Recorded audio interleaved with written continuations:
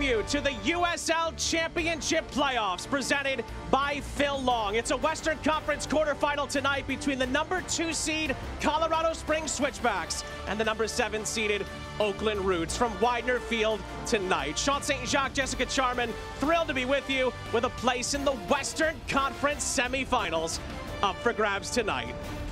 For the Switchbacks in their playoff history, when they've been on the road, there have been struggles. Couple of first-round eliminations, including last year to San Antonio. But in 2022, when they were at home, they made it to the Western Conference Finals, and they'll have multiple home playoff games ahead of them if they can advance as the 2 seed tonight. And Jessica, home has been where the heart has been for the Switchbacks this season. 10 regular season home wins. Well, it's easy to win at home when you're feeding off the incredible atmosphere of your fan base. The Switchbacks have been scoring goals for fun in their building. They'll be relieved that the last-minute drama on decision day led to the home field advantage today. Yeah, Juan Tejada's goal did a lot to make sure the Switchbacks get to play at home tonight. And our Keg One Modelo player to watch, Ronaldo Damas, is a big-time playoff performer. He'll be frustrated that in the regular season he hasn't scored since September 14, but he comes with caliber, understanding big moments.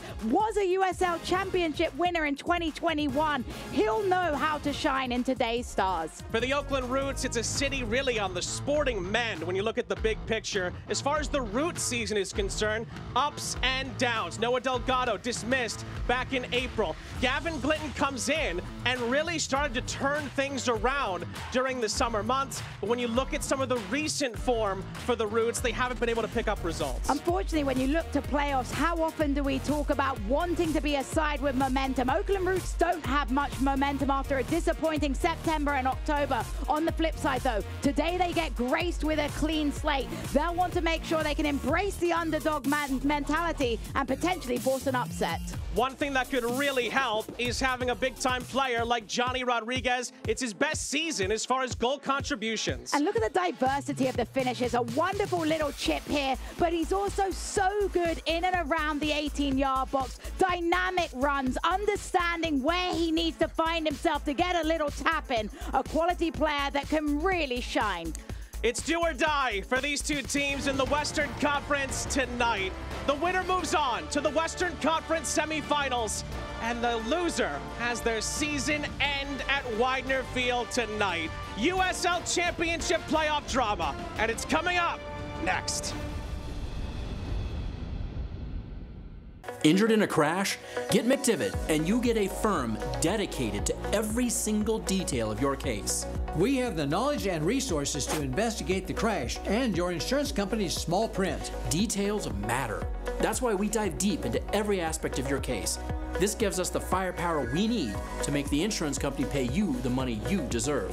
We never ask you to pay a penny until we get you max money for your injuries. Online at McDivittLaw.com. McDivitt. Natural gas ensures that when you need to heat things up, you can, but it can also be hazardous. That's why, in the event of a natural gas leak, you need to know the 3 S's. The first one, sound. Listen for the sound of hissing or whistling. Number 2, sight. Look for dead or discolored vegetation in an otherwise green area. And number 3, smell. It's hard to miss. Be on the lookout for a pungent odor like rotten eggs. If you notice any of these signs, leave the area immediately and call 911. For more information, go to csu.org. The moment you call McDivitt, an action plan is put into place right away to get you the help you need. Each case and each client is different, with different needs and solutions. Your attorney and team immediately investigates every aspect of your crash and injuries. We track down all the paperwork and deal directly with the insurance company for you. We keep you in the loop every step of the way, fighting to get you max money for your injuries. And you never pay us a dime until we get money for you. McDivitt.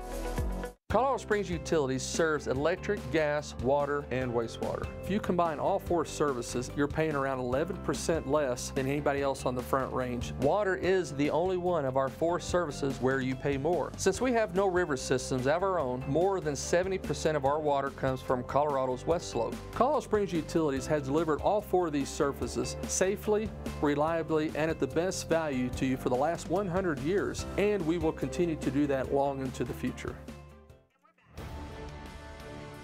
Tonight's player walkouts are sponsored by Children's Hospital Colorado. Sean St. Jacques, Jessica Charman here with you, about to get this Western Conference quarterfinal started between Colorado Springs and Oakland. As we look at the Phil Long starting lineups, we begin with James Chambers and the Switchbacks. And it's an unchanged lineup, and rightly so, because this is a team that's building momentum, building chemistry, is ready to roar and create something to cheer about in their home base. Keep an eye on that attacking trio. They like to combine and they like to be fluid. Gavin Glinton told us earlier this week he can't wait for this one tonight. Here's his 11 for the Roots. And it was a heavily rotated lineup in the game against Birmingham where they fell 5-0. So back to tried, true, and tested players in this lineup. I love how Bucker's able to use his experience, use his veteran presence to control in the midfield, to calm the tempo in a game that is full of high-pressure moments. Great crowd here at Widener Fields, Colorado Springs. The last time they had home field advantage in the playoffs, they got one game away from a USL Championship final. Players and fans around here dreaming of maybe playing for the Cup this season.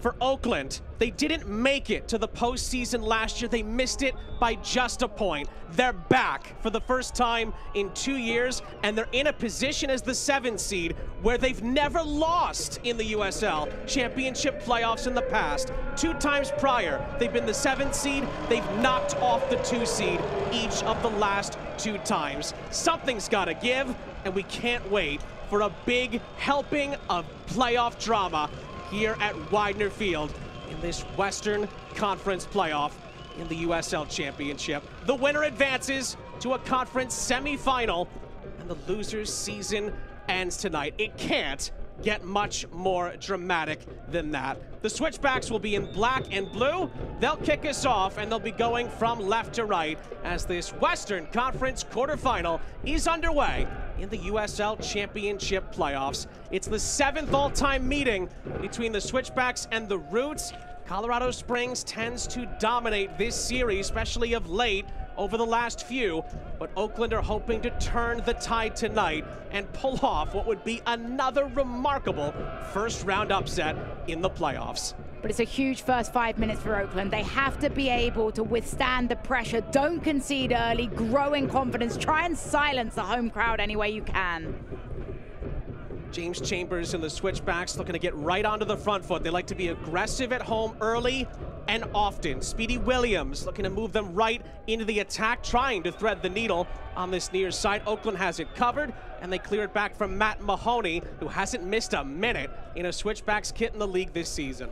And that's where you gain such defensive stability, when you have a player like Mahoney anchoring your back line, building the chemistry of players in and around you, and being your stable piece.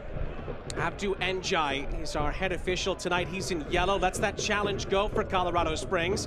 Here's Yosuke Hanya. Early ball into the penalty area. Touched away by Neville Hackshaw. Already trying to get Ronaldo Damas involved. Looks like it's going to be a throw-in for the Switchbacks on the near side. Such an important read by Hackshaw, though, to step across and be able to get that toe poke away to prevent the cross finding its target. Little clip over the top by Rocha. And Camden Riley is on the case, and Oakland are able to clear that away with Babu Karnajai. And it's out for a throw into the Roots.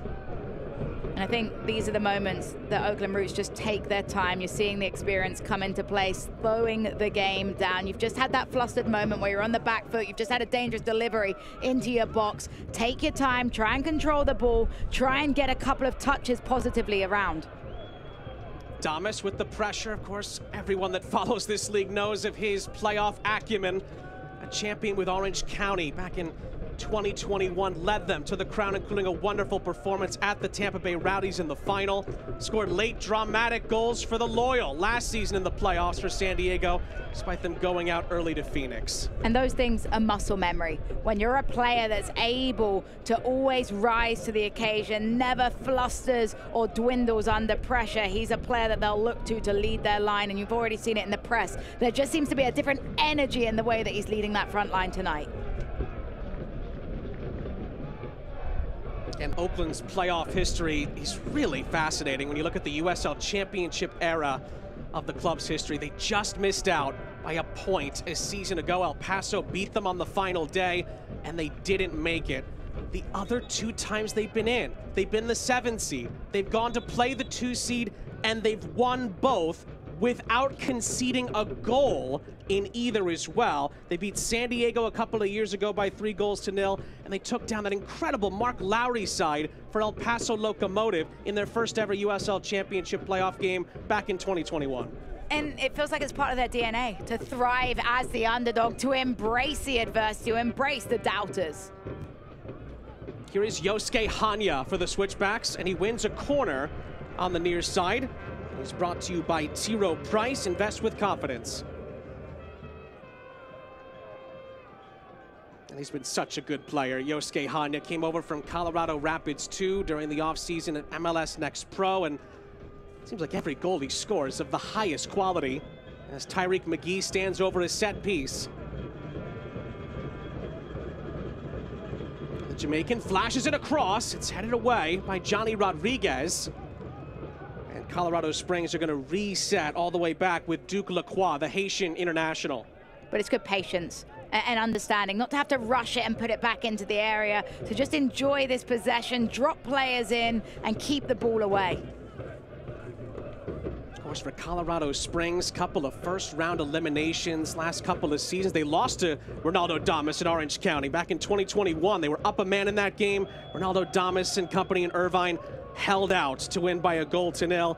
And then last year against San Antonio, the team that just has their kryptonite of late, 13 games without a victory against them, including that playoff defeat last season. But in between that was a run to the Western Conference Final, including wins over RGV and an extra time win here against Sac Republic. It's a good run here by Hanya. He clips that across. Gagi has to get a head onto that for Oakland, and it's helped along. It's out of play for a throw. But Hanya's just got such good awareness and confidence. You're seeing the trickery he possesses, that quick turn of pace, always looking to attack.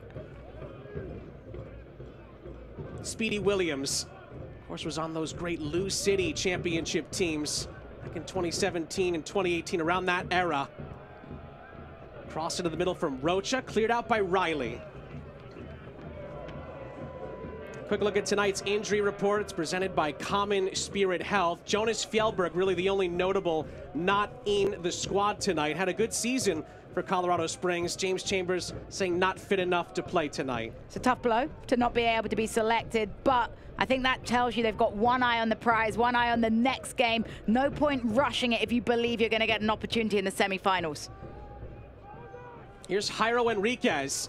Fizzes a ball across, and Paul Blanchett, watch that just go across the face of goal. It nudges off the corner flag, and it's an Oakland throw somehow.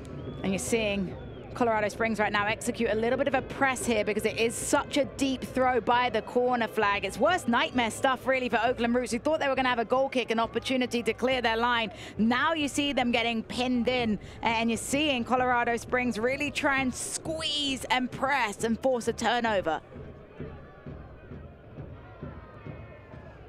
More pressure from Damas, cleared away by Hackshaw.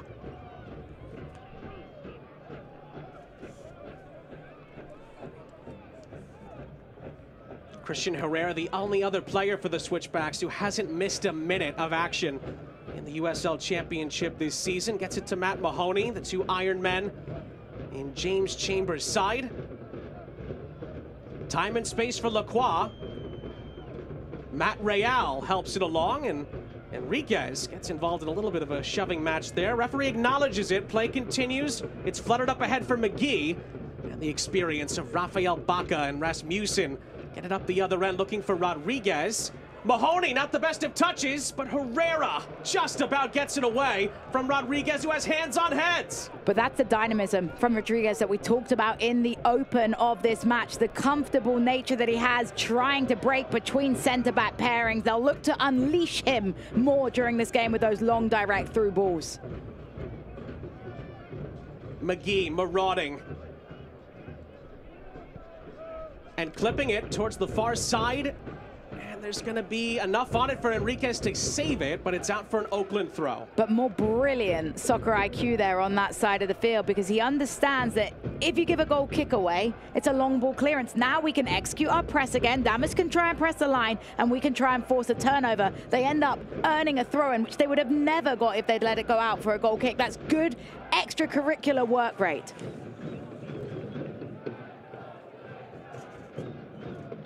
Of course, we'll be keeping you abreast of the other games going on around the USL Championship playoffs tonight. That's going to be Gagi with the header there. Of course, we had incredible drama in Vegas last night. The Lights with a historic shootout victory to knock out Mark Briggs in Sac Republic on penalties. Incredible moments there. And then Orange County deep into extra time, breaking Memphis Hearts earlier today. Right now, as we speak, the Charleston Battery, the Tampa Bay Rowdies, and Lou City all have leads at different junctures of their respective conference quarterfinals tonight.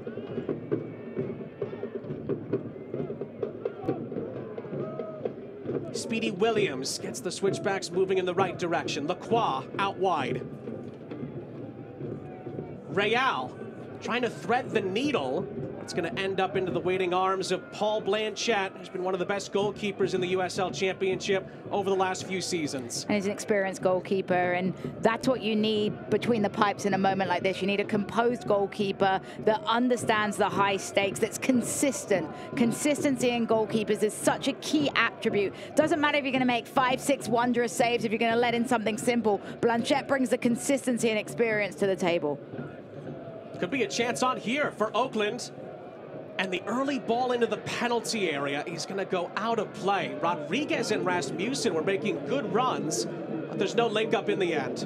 And the body language tells you everything you need to know about that play. It was rushed, it was panicked. You've got to be a little bit more patient in that final third, particularly when you don't know how many entries you're going to get in attacking areas. You have to make the ones that you do get count. Again, Colorado Springs coming off of that gigantic road win at Sac Republic to get this #2 seed. If they didn't get that goal at the end of the game, they would have been back on the road again in the first round of the USL Championship playoffs, just like they were a season ago. Ironically, it took a couple of road wins to get the Switchbacks here for possibly one, if not more, home playoff games. What they're hoping is a deep, deep run.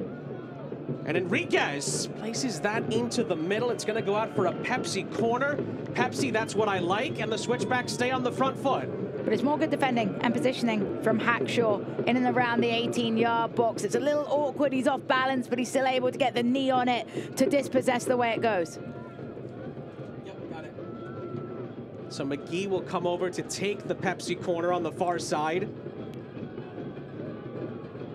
Well, maybe not. Rocha is also going to be available. Switchbacks are known to try a few different things from set pieces. But you see Bakker aware to it, coming for that short corner to try and prevent them luring that option in.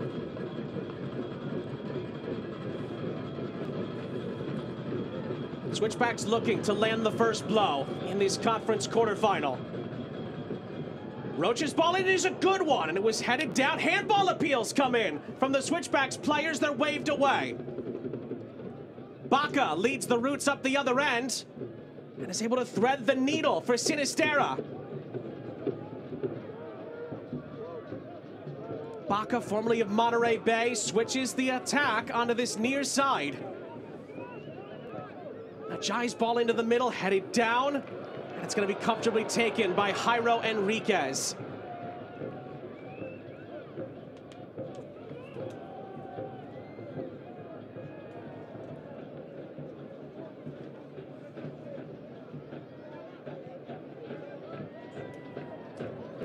Rocha, followed by Rasmussen. Speedy Williams, the steady presence in what can sometimes be a really chaotic attack for the Switchbacks. Mahoney clipping it up ahead, tried to find Hanya. He finds Blanchett. And it's just good positioning from Blanchett. High off his line, aggressive positioning, calm, composed with a little touch off the chest and then settling things down. You're seeing it. Time wasting, but not because he thinks he's going to time waste for 0-0, but time wasting just to calm the moment, allow his back line an opportunity to regroup. Talked a little bit earlier about the ups and downs of Oakland's season. Colorado Springs had that as well. Lost the first 5 games of the season, which just seems like a millennia ago, considering how things have changed. James Chambers talked about throughout the season how roles just needed to be defined in the team. That changed everything, and they've been one of the best teams in the league ever since. And as much as they won't want to remember that terrible streak, learning from that adversity is a good thing. It makes you tougher. It brings you together as a team. I've been part of losing teams, and the culture ends up forming, and you start to learn a lot about yourselves in those difficult moments. It's also interesting, we highlighted the Roots' ups and downs. We kind of put together a little bit of a resume of how Oakland's season has gone. They have some of the best wins in the league. Wins over Tampa Bay and Sac Republic and Louisville, Vegas and New Mexico. We talked to Gavin Glinton again about some of the tough losses. The 5-0 last time out against Birmingham, a 5-0 loss against Carolina and Pittsburgh as well.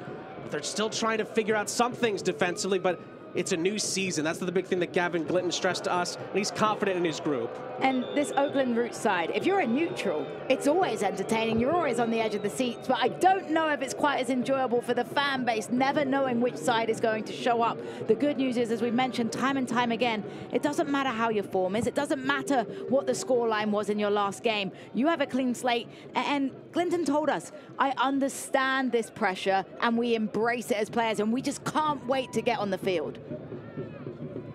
A little bit of a testy moment on this near side. It leads to an Oakland throw.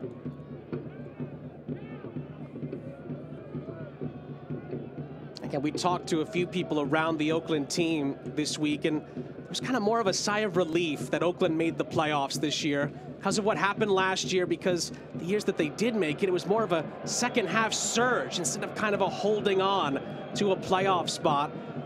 And of course, there are fans who were told there's going to be watch parties around Oakland tonight, hoping that the Roots can pull through again in another 2-7 first-round matchup in the Western Conference playoffs. And well, they're off to a decent start here, but defensively, they're going to have more work to do, of course. But they'll be encouraged. They've soaked up a quarter of an hour of pressure. They haven't conceded early. They haven't been forced out of a huge save or a big defensive moment as of yet. It's been a lot of possession for Colorado Springs, but possession doesn't change the scoreline. That ball was intended for Hanya. Assistant referee gives the throw into Colorado Springs. And it's quickly put back into play from Matt Mahoney. Mahoney with some space to operate here, but Baca closes him down and leaves a little extra on him as he finds Lacroix.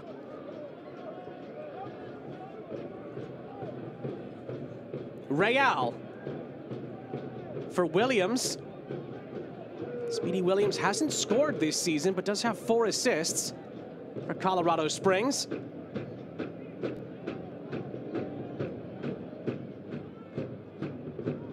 Enriquez finding McGee, and Williams for Rocha.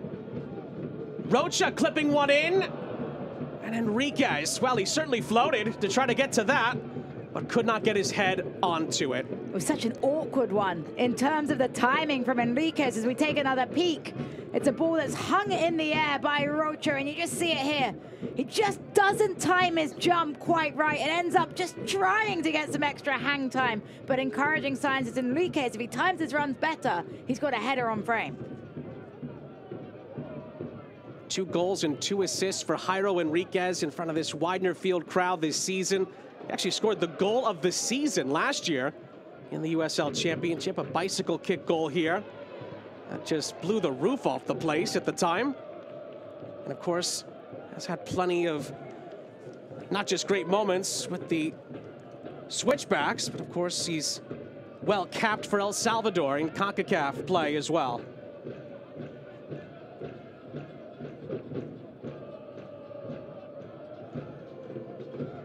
Still a bit of a feeling out process in this Western Conference quarterfinal. Hackshaw getting on the end of that cross.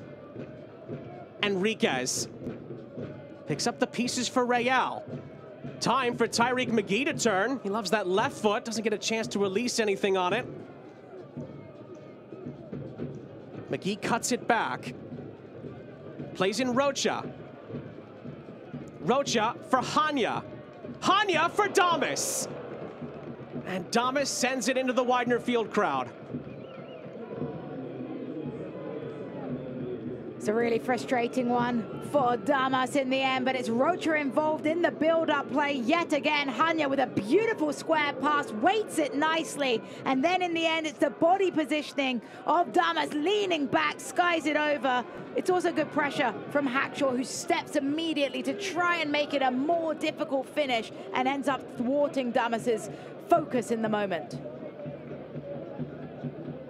It already feels like, as we're approaching the first 20 minutes gone in this opening round playoff game, patience is going to be very important for Oakland in this game tonight. Many teams have had to try and deal with that at Widener Field this season, and as we highlighted earlier, not many have left with the result. It's really frustrating because you want to go forward, you want to attack, but you also have to be so careful with the risks that you take, because if you leave yourself exposed, they're going to be able to counter, they're going to be able to punish, they score goals for fun in their building. So for Oakland Roots, it's the delicate fine margin of don't come out tentative, don't come out weak, but you also have to pick your moments of when you're going to attack and be patient, because they might not be regularly occurring.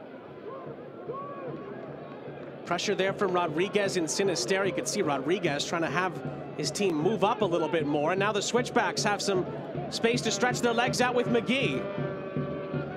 Hanya with Rocha on the overlap, but they were not on the same page.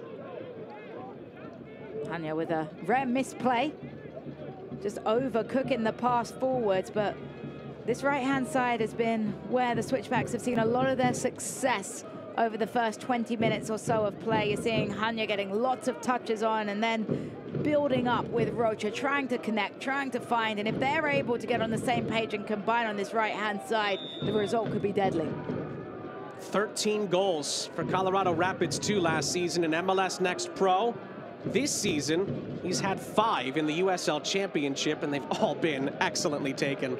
I think it's a credit to Hanya and his ability to adjust, because it's not to disrespect MLS Next Pro, but it's a different level, stepping up, playing with full-time professionals, playing with mature adults at the international level. He's been able to handle the change in the pace, in the change of the speed of the game, in the change of the physicality, and in the change of the demands in terms of the fan base, because a lot of pressure comes with putting on that Switchback jersey. Enriquez tries to follow up. It falls kindly for Hackshaw, who has Riley at his back. Now, we can tell you that Detroit City have equalized against the Tampa Bay Rowdies. 1-1 in Hamtramck. I'm sure there was some smoke involved in the celebrations there. Work for the Rowdies to do as Johnny Rodriguez gets on the end of this one inside the penalty area for Oakland. Keeps it in play with Mahoney in front of him. And Rodriguez will clip this into the penalty area. It's out for a corner on the far side.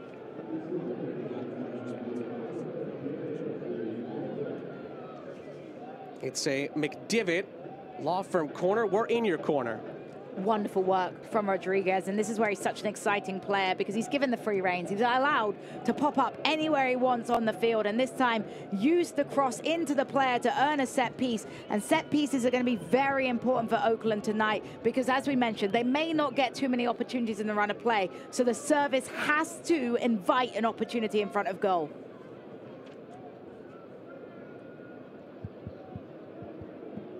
What can Oakland come up with here? It's fizzed in there, looking for Cam Riley.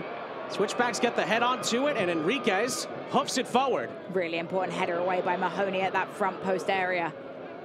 And Damas tried to get away with the ball for the Switchbacks. They'll settle for a throw-in deep in their own end. But it probably wasn't the service that Oakland were looking for. You've got to beat that first man. Yes, good positioning from Mahoney to be able to head it away, but you need to make that harder and pick an area that there isn't a defender covering the post. That's a playoff game. There's going to be some wars inside the penalty areas tonight, that's for sure. And everything just means more. It does, and expect there to be tensions. And so far, I think the referee's done a good job of controlling the game, keeping it calm. It's been very fair and played well from both sides.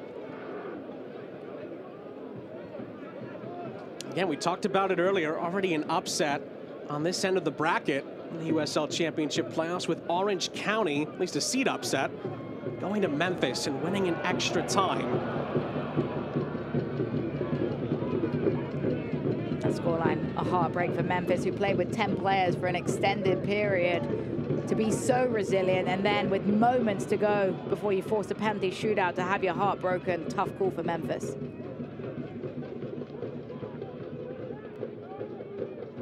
Of course, a couple of playoff games tomorrow. Indy and Rhode Island, and then New Mexico hosting Phoenix on CBS Sports Network to wrap up the first playoff weekend in the USL Championship. It's just going to be mouth-watering matchup after matchup through Sunday night.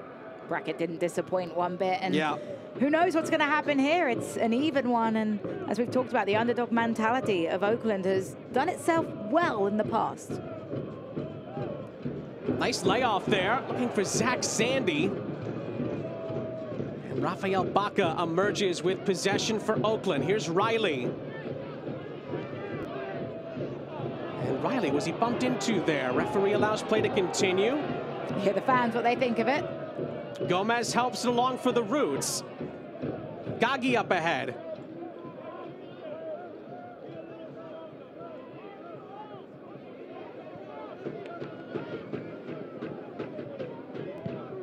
Riley. Up ahead, could fall kindly here for Oakland on the far side. First time ball in by Diaz, was looking for Rodriguez. Christian Herrera collects. You can see what he's trying to do, trying to put it into an area and hope that it dropped in time for Rodriguez, but just not the height or the weight of the pass that was required in that moment. Rocha switches the play, and Jairo Enriquez, harried, is able to keep it alive for the Switchbacks, albeit in a reset for Lacroix.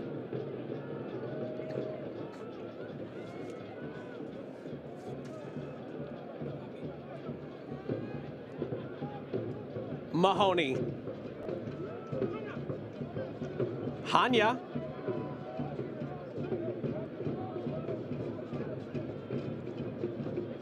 Oakland Roots defensively this season have been, much like their results at times, up and down. They actually come in with the worst goal differential of any playoff team this season. It's the second worst mark in the whole league. This advantage is played here for Hanya, and Hanya lets it fly! It took an awkward ricochet on the way through, but Paul Blanchette comes up with it for Oakland.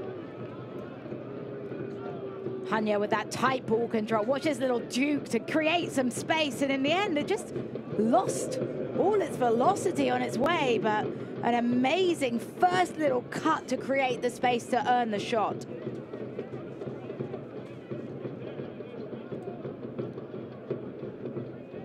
Well, there's going to be an injury stoppage here. It's presented by Common Spirit Health. Tyreek McGee needs a moment here for the Switchbacks. He's had such an excellent season at times for Colorado Springs. Of course, recently got call-ups with the Jamaican men's national team, which is tough doing these days. So many players for that national team in particular. Tough to break in there, but he has.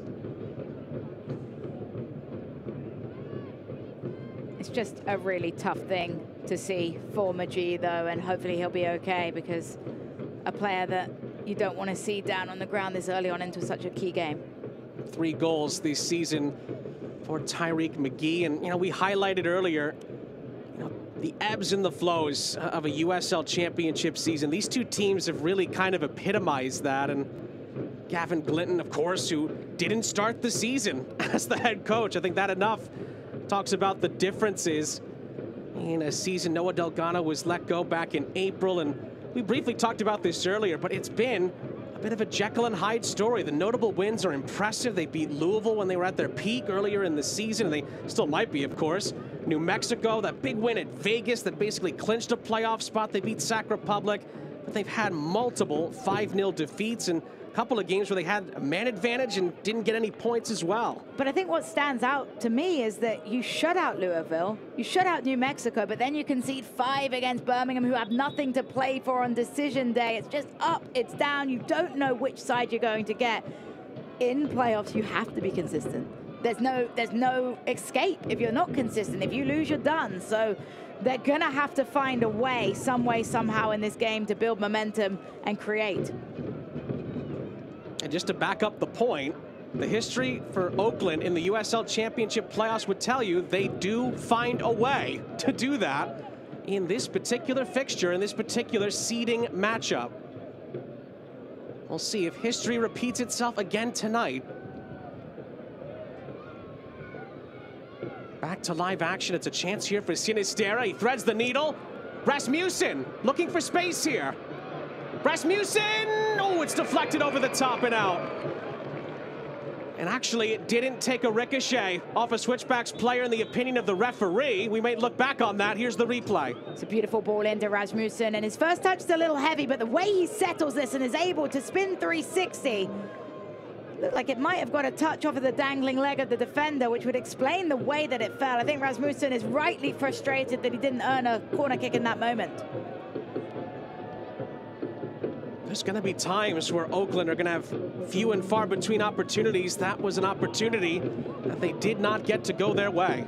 But I think Colorado Springs will be a little concerned at how Rasmussen's able to take a heavy touch and then recover it and then spin 360 without being challenged. They've got to get a little tighter to a player like Rasmussen. Switch of play for Oakland onto the near side. It's just going to bounce out of play. Najai appreciates the effort. It goes back to Colorado Springs.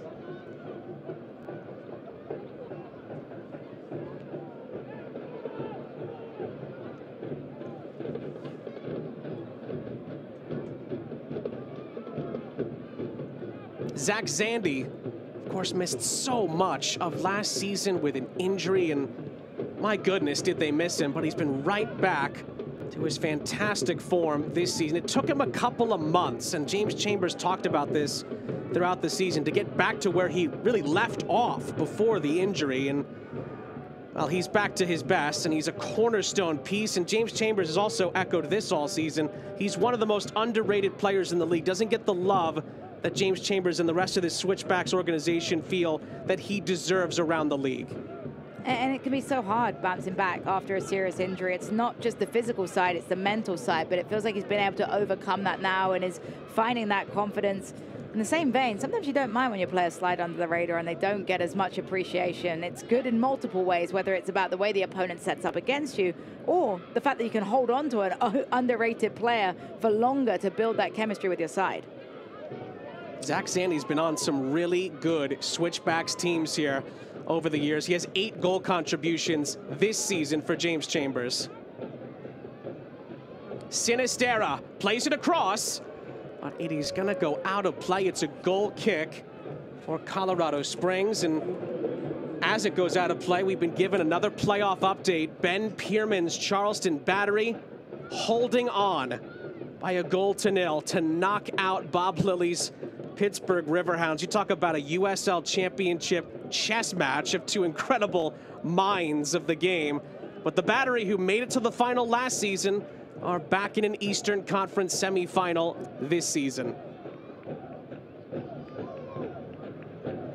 And that is the first shoe to drop on the Eastern Conference side of the bracket. Great season for Pittsburgh. They really had to recover to get in. Unfortunately for them, after a hard-fought battle, their season ends in the Low Country tonight.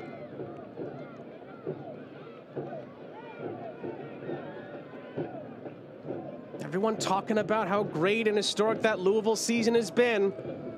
The Battery are right there, hoping to get back to contest another cup. Just another storyline among many in the USL Championship playoffs. The games never get easier. You get through one hurdle, and then you never know what's awaiting at you. And I think that's what makes these playoffs so exciting, because the games are so competitive and the quality is so consistent.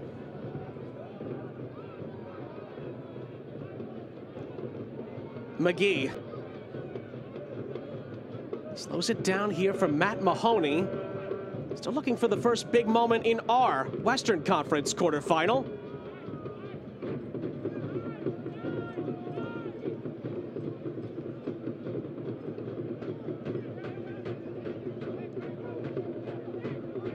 Mahoney. McGee lets one fly. Well, we know he can strike them. He's scored some long-distance beauties in the league this season. That one flies over the top of Blanchette's goal. And I have a feeling he's doing just fine after that little injury break. That's encouraging to watch him spin here and then pick his head up and go for goal. It would have taken something spectacular from that distance, but the encouraging sign is the confidence and the recovery from what looked like a pretty gnarly injury at the start. McGee right back to work. But he's cut out by Camden Riley, well anticipated for the Roots. And Memo Diaz has time and space for Oakland up ahead. Memo Diaz could be an X factor for Oakland tonight. 7 assists through the first months of the season to the end of August, but hasn't gotten an assist since. That's the one caveat there. But he's one of the best as far as chances created in the USL Championship this season. 9th in the league. So much about chances created is also about who's on the end of them. And when your team isn't necessarily being clinical in a lot of games, then even if you're creating good chances, high XG opportunities, getting balls in dangerous areas, if they're not being finished, it's not going to help your personal stat line. Hackshaw overcommitted a bit here, and Ronaldo Damas gets in behind here for Colorado Springs. He lays it off for Hanya, and Gagi was able to get a big touch onto that. And was it Najai, I think, who placed it out for a corner on the near side for Colorado Springs to work here. It's a T. Rowe Price corner, invest with confidence. You saw Najai just no nonsense, said, let's just get rid of it. We'll defend the corner. Don't want to take any more risks there. But Hanya, with some dangerous play, it took a very important toe poke away to thwart him getting his shot off. Rocha to set this up. About 10 minutes plus stoppage time left in the half.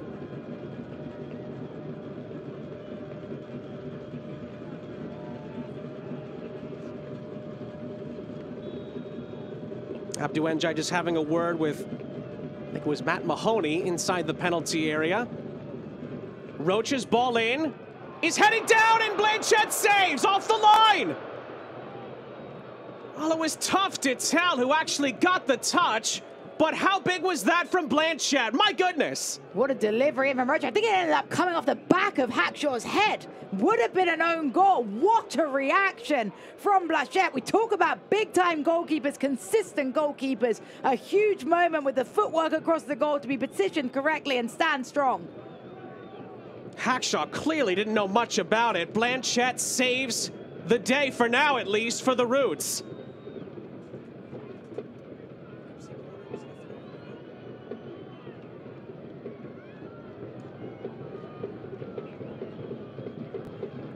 Rocha will take the Pepsi corner. That's what I like. A second bite at the cherry here for Colorado Springs after a near moment. Abdou Njai off screen here. He's going to check on Paul Blanchett, who is holding on to his left boot at the end of a huge sequence. I'm wondering if someone stood on his feet in the commotion on the goal mouth, whether there's something off the ball that takes place. We'll get another leak from this angle. So hard as a goalkeeper, coming as a former goalkeeper in these moments. Sometimes you see these things happen, and it is a coming together. I think he'll be okay. Memo Diaz backed into him, and then it was Jairo Enriquez who, well, he made contact, that's for sure. Blanchett's fine. He's back ready to defend this corner, although Abdou Njai is still trying to make sure things don't bubble over here inside the 6-yard box. How often do you see it when a referee talks so much to players in the box, though, immediately calling a foul? Still waiting on take 2 from the corner for the Switchbacks. In by Rocha to the near post. And it goes back out of play. It's going to go Oakland's way in the end. Looks like it's going to be a goal kick. Well, of course, in the aftermath of both Hurricanes Helene and Milton, the USL has partnered with United Way Suncoast to help the Tampa Bay area recover from devastation the storm left behind. To learn how you can get more involved, scan the QR code or visit www.uslsoccer.com/Milton to ensure individuals and families have access to the resources they need to recover. That nearly fell kindly, meanwhile, for Johnny Rodriguez. Gagi Tries to fend off Damas, but Damas gives possession right back to Oakland. But Damas's presence, you can just tell how he unnerves the back line, how you know you're going to have to take some risks defensively to make sure he can't get on the ball. Najai gets past Enriquez, who then catches up to him. Near side Rasmussen, right back to Najai, who plays it across here, and it's cleared away by Mahoney, just ahead of Rodriguez. And then Riley falling down on the ground, Hackshaw holding off Damas. It goes back to Blanchett. Welcome to playoffs. I mean, it's always going to be chaotic sequences, but that's why we love it.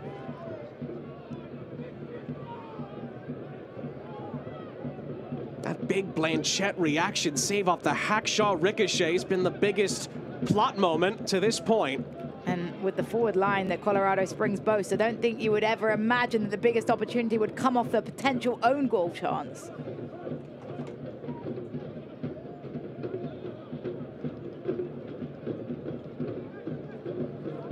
Hackshaw mulls over the situation and clips it up ahead, but Rasmussen may have left a little bit on the back end here. Might have collided, I think it was with Rocha, who's still on the ground, and the decision goes the way of Colorado Springs in the end. It's a tough one for Rasmussen. He's a bigger guy. Sometimes that physicality comes into play, but he has to be smart.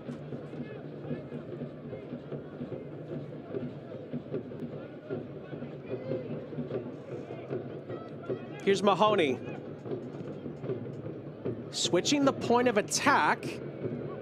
And it's chested down by Hanya, who switched sides and finds Real. Here's Speedy Williams. That's clear tactical. Wants to try and break down a different defender. It's felt like the defensive hand have been pretty well on that right-hand side. Do something different, test the left. Oh, that nearly slipped through for Damas. Gagi, good reactions there for Oakland to clear it. In the end, the Switchbacks will settle for a throw-in on the far side. I'll check out all the exciting postseason action in November. The 2024 USL Championship playoffs presented by Terminex showcase the top teams battling it out for the ultimate prize. Go to uslchampionship.com for all of the latest playoff info. Here's Jairo Enriquez for Colorado Springs. A great layup by Damas. And then a chance for Zandy. And then Enriquez scores! A touch of fortune for the Switchbacks. And Jairo Enriquez provides liftoff at Widener Field for Colorado Springs. With 5 minutes left in the half, they take the lead.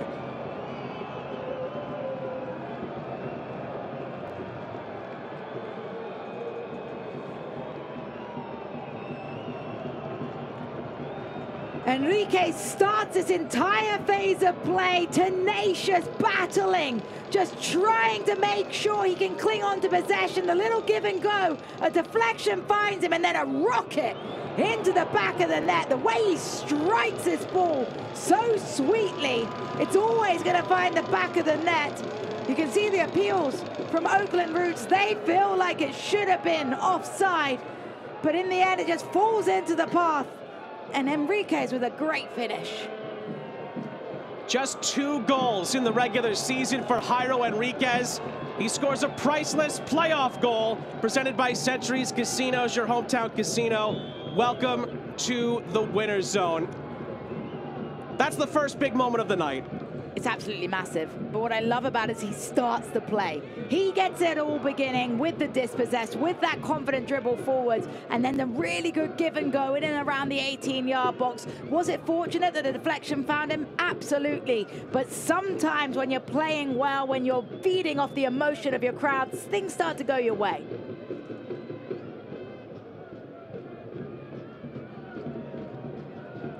Hanya.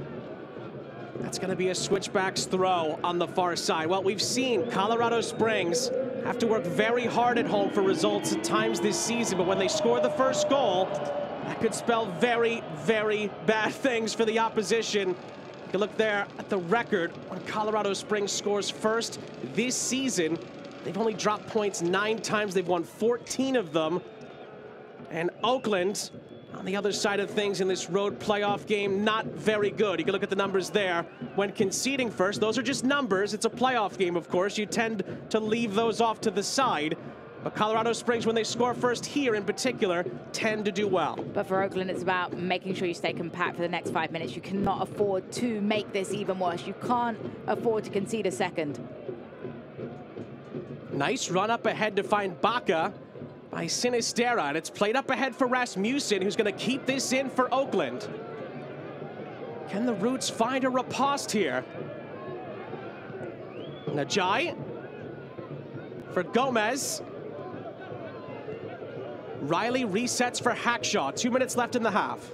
But this is a good way to rebuild your confidence for Oakland right now. Just keeping the ball, moving it around, trying to find an end product. Najai in there. Oh, Herrera spilled it, but recovered it just in time. Bit of a shaky moment for Herrera there, dropping it down in front of the on-rushing forward. If anyone had gambled a little quicker, they might have made for a messier end to that phase of play. We talked about it earlier. Herrera hasn't missed a league minute this season, though he has had a couple of nervy moments, and, well, case and point there. It's so hard as a goalkeeper when you don't touch the ball for very much. He hasn't touched the ball in his hands, had a save to make, and then all of a sudden you see this ball dipping in the crowd. Goalkeeping is so much about focus and being able to be called upon in the big moments, even when you don't see much of the ball. And I have to think that might be Herrera's night. He's not going to have consistent saves. He's not going to have consistent involvement. But when he is called upon, he has to make sure he's sharper than what was just displayed. Another goal update for you. Looks like Louisville have scored again. They were actually trailing against North Carolina earlier. They now have a 3-1 lead as we approach the hour mark. Our Danny Cruz's side just going to be inevitable this season in the USL Championship playoffs. They're now in complete command at Lynn Family Stadium tonight. Feels like North Carolina woke them up, doesn't it, with that early goal. Sometimes you got to rock the boat, and I think they got hurt. It's been a historic season for Danny Cruz's side. They're right up there with some of the best teams this league has seen. It's only a matter of time. See if we'll see them pay it off at the end of this playoff run. As Rocha, did he maybe overcommit there with his challenge? Referee did blow the whistle. Jai stays down. Referee does give Rocha a talking to here. It does appear that Oakland have gotten the decision. I think it's the right call from the referee. You saw Najai was just trying to shield the ball out of play. Rocha, eager to get involved, ends up catching him on the back of his heels. 4 minutes of stoppage time is presented by the TikTok shop. It is an Oakland free kick, and Najai is still down. It's an injury stoppage brought to you by Common Spirit Health. And Najai is just gripping at the back of his ankles. We're going to take a peek at where this contact came from. It's a long ball forward, and Najai reads this well off the heavy touch. He gets his positioning perfectly around Rocha. He's using his body, looking to shield it out of play, and Rocha just comes in from behind and swipes at the ankles. It's a foul from Rocha.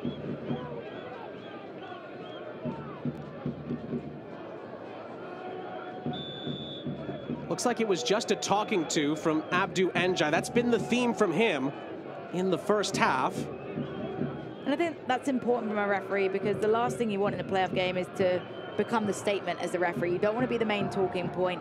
You want the stars on the field to shine. And the other thing is, you don't want to have to put yourself in a scenario with a weak yellow card that then puts you in an uncomfortable situation with a second yellow down the line somewhere like we saw in the Memphis game. Rare touch there earlier from Johnny Rodriguez. Didn't quite get anything to work from it there. Hanya follows up, and then it's cleared away by Hackshaw. Rodriguez helps that along for Rasmussen. This is Baca.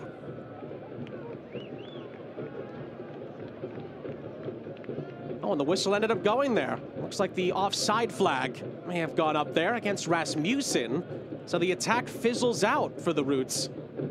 And Rasmussen just has to do a better job of getting on an onside position there. You've got to be able to check your shoulders. There's no excuse for coming back from an offside position when you've got that much time to get back in. That's going to be something they're going to be talking about, because it's moments like that that you have a possession, you have a potential opportunity to break forward, and then you force the ball back into Colorado Springs possession.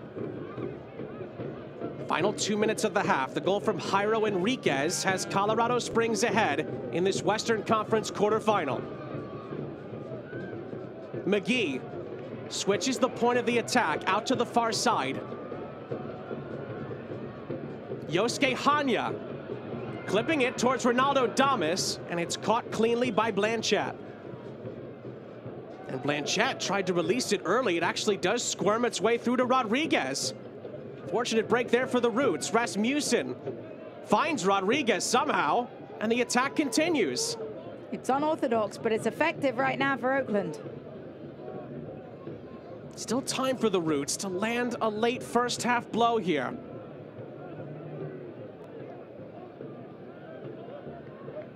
Pass there to thread the needle for Baca. This is Riley. And Riley's ball into the middle is close to Rodriguez, headed away. Sinistera looked like he was queuing up for an overhead kick.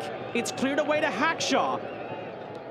Hackshaw recovers it and clips it back into the middle looking for Diaz. And Memo Diaz skies it out of play. But what an encouraging phase of play that was for Oakland. A really encouraging phase of play, delivering balls into the box. You mentioned Sinistera was setting up. You saw him on his heels getting ready to try and swing over the bicycle kick. I think he realized that it wasn't going to quite settle for him. But if you're Oakland Roots right now, as much as you're disappointed that you've conceded a goal, particularly in the awkward manner that the goal was scored in, you're encouraged by the fact it's still only 1-0 and you are getting final third entries. About to get to the end of the minimum of 4 added minutes at the end of the half. Herrera clips it upfield. It's up to the referee now how much longer the half continues. Mahoney gets the header. Williams helping it along. And that's the end of the first half here at Widener Field. Well, it took a little while for both teams to feel each other out, but the break falls the Switchbacks' way in the first half. Jairo Enriquez's 3rd goal of the season has Colorado Springs ahead. Oakland with work to do in the second half. And no more important goal of the season for Enriquez right now. A good build-up play, a nice finish. But as I say, I think Oakland Roots will still be encouraged by the fact it's only a slim margin in the scoreline. Lots to still come. A place in the Western Conference semifinals goes to the winner. Good start for Colorado Springs. They got the goal, they have the lead, but there's still a gigantic 45 minutes still to come. Oakland hanging in there, but they have to try to recover it in the second half. We'll look back at some of the other playoff action from around the USL Championship playoffs when we come back at the half.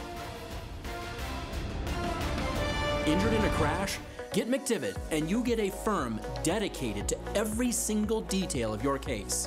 We have the knowledge and resources to investigate the crash and your insurance company's small print. Details matter. That's why we dive deep into every aspect of your case. This gives us the firepower we need to make the insurance company pay you the money you deserve. We never ask you to pay a penny until we get you max money for your injuries. Online at McDivittLaw.com. McDivitt. Natural gas ensures that when you need to heat things up, you can, but it can also be hazardous. That's why, in the event of a natural gas leak, you need to know the 3 S's. The first one, sound. Listen for the sound of hissing or whistling. Number 2, sight. Look for dead or discolored vegetation in an otherwise green area. And number 3, smell. It's hard to miss. Be on the lookout for a pungent odor like rotten eggs. If you notice any of these signs, leave the area immediately and call 911. For more information, go to csu.org. The moment you call McDivitt, an action plan is put into place right away to get you the help you need. Each case and each client is different, with different needs and solutions. Your attorney and team immediately investigates every aspect of your crash and injuries. We track down all the paperwork and deal directly with the insurance company for you. We keep you in the loop every step of the way, fighting to get you max money for your injuries. And you never pay us a dime until we get money for you. McDivitt. Colorado Springs Utilities serves electric, gas, water, and wastewater. If you combine all 4 services, you're paying around 11% less than anybody else on the Front Range. Water is the only one of our 4 services where you pay more. Since we have no river systems of our own, more than 70% of our water comes from Colorado's West Slope. Colorado Springs Utilities has delivered all 4 of these services safely, reliably, and at the best value to you for the last 100 years, and we will continue to do that long into the future. Back here at the half at Widener Field in Colorado Springs. Halftime is presented by Phil Long. Switchbacks leading Oakland in this Western Conference quarterfinal by a Jairo Enriquez goal to nil. We'll get to the second half in just a few moments. Before we get to some recaps of the playoffs, tonight's healthcare professional of the match are Dr. Eakin and Dr. Dudevoy. Congratulations. Thanks for all you do for our community. The healthcare professional of the match is presented by Olson Plumbing and Heating. Sean St. Jacques, Jessica Charman here with you. Lots of great action to get back onto from around the USL Championship playoffs. A first ever playoff appearance for Las Vegas Lights. About 7 years in the making. It went to a penalty kick shootout against Sac Republic, who of course have been known for big playoff moments. It was a trade back and forth, save after save, really, to start this shootout out. It didn't feel like anybody was going to score in the first few rounds. The Lights prevailed and made history after Valentin Noel buried the winning penalty. But I'm glad that Noel turned around and ended up celebrating with his goalkeeper, because that was the start of the show. Raiko Rosarena deserves a few handshakes after that. Earlier today, plenty of extra time drama between Memphis and Orange County in the 3-6 matchup in the West. There'd be a ton of chances, really, in this game. A red card against Memphis really hurt them at the end. Orange County ended up winning this in extra time. And Orange County, after at times this season didn't feel like they were going to make the playoffs, they're onto the conference semis. And they're rolling with momentum now, coming up, playing the best soccer that they played all season long. And they faced some adversity in this game, but they were able to come up top with the goal. Dylan Powers with the game winner in extra time. And then, of course, tomorrow, a couple more playoff games to get to. The big one, the defending champions, Phoenix rising in as the number 8 seed. They will go to the lab to take on top-seeded New Mexico United. It's on CBS Sports Network tomorrow. Thrilled to see how that one plays out. Many people think that that could be a coin toss. It's always good to see the underdog mentality. New Mexico is not invincible, and Phoenix will have a chip on their shoulder wanting for the upset. Could Phoenix go on another magical run? We'll have to see tomorrow night. Colorado Springs putting their best foot forward so far in this first half. They lead by a goal to nil. We'll step aside for now, and we'll have news and notes and more from around the league coming up after the break. Get it. Get it. Should've got a dog. When mice show up, so do we.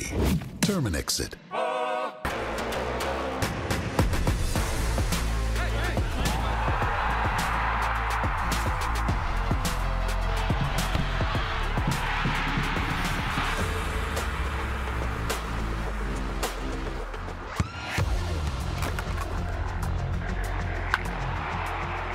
We all have goals.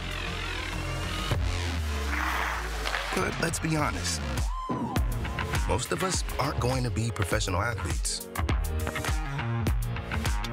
But if your goal is to finish your degree, we can help. Come to a university that puts your goals first. Bellevue University, your partner in finishing goals. Welcome to Do or Die.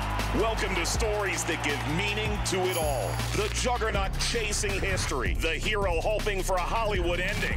The upstart determined to make the most of its shot at glory. Welcome to second guessing everything. Every coach's decision, every referee's call, every pass, shot, tackle, save. Because you know it all means more now. Welcome to the playoffs.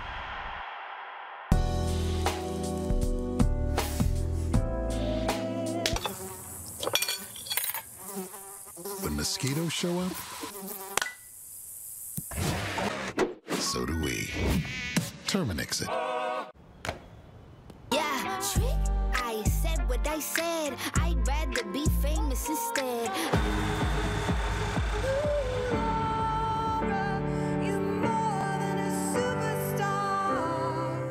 Injured in a crash?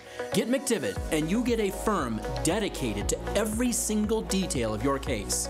We have the knowledge and resources to investigate the crash and your insurance company's small print. Details matter. That's why we dive deep into every aspect of your case. This gives us the firepower we need to make the insurance company pay you the money you deserve. We never ask you to pay a penny until we get you max money for your injuries. Online at mcdivittlaw.com. McDivitt.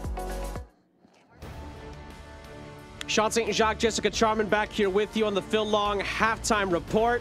Colorado Springs leading Oakland in this Western Conference quarterfinal by a Jairo Enriquez goal to nil.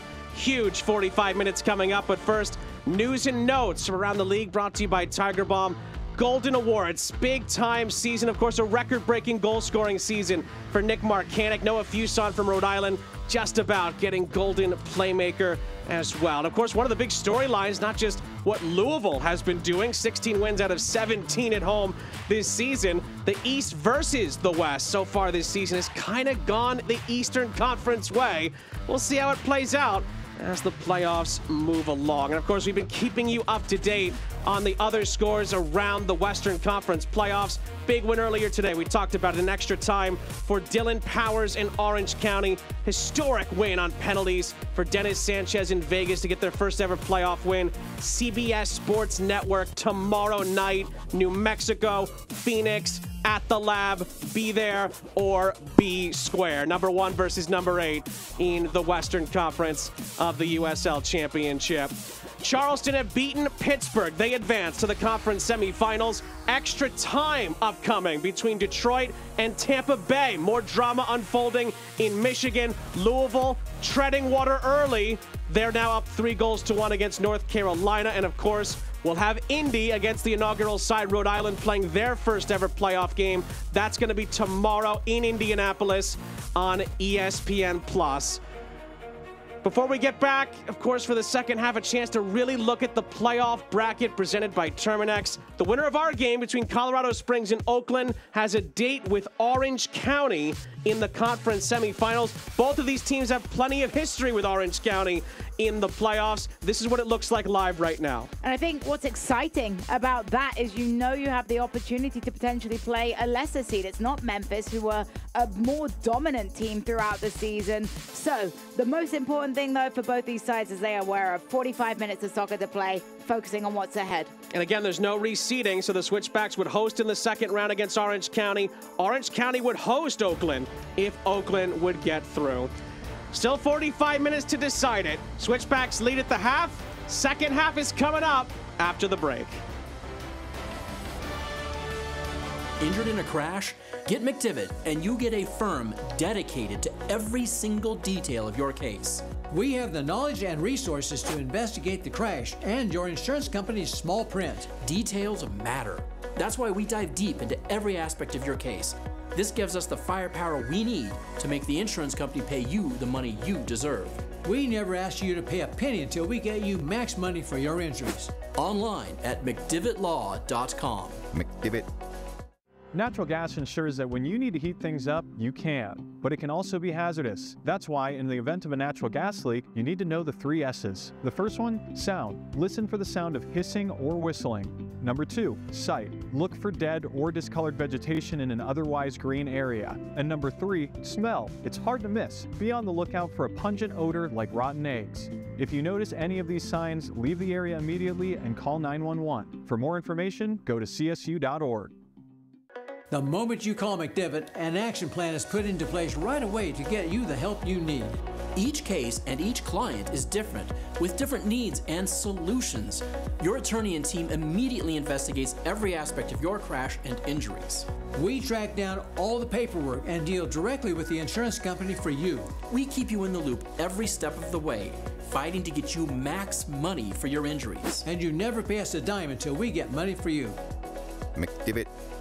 Colorado Springs Utilities serves electric, gas, water, and wastewater. If you combine all 4 services, you're paying around 11% less than anybody else on the Front Range. Water is the only one of our 4 services where you pay more. Since we have no river systems of our own, more than 70% of our water comes from Colorado's West Slope. Colorado Springs Utilities has delivered all 4 of these services safely, reliably, and at the best value to you for the last 100 years, and we will continue to do that long into the future.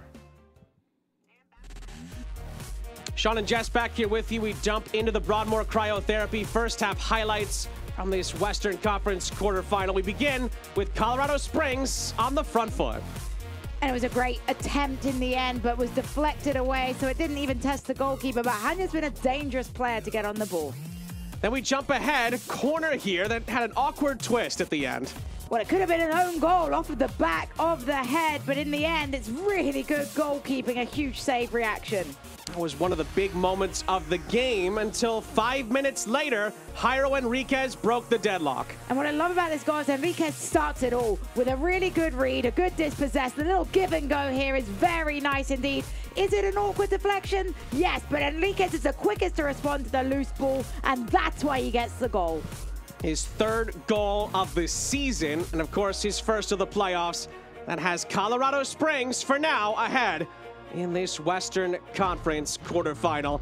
Broadmoor Cryotherapy halftime stats look like this, and the simple situation here for Oakland is they just have to create more in the final third. Not much to work with yet. Yeah, they've definitely got to try and create more opportunities. Don't rush as much. It's been quite panicked in moments, but what they will be encouraged by is that Colorado Springs has created the 6 shots, only 2 on target. They're lower level shots because of their defensive discipline.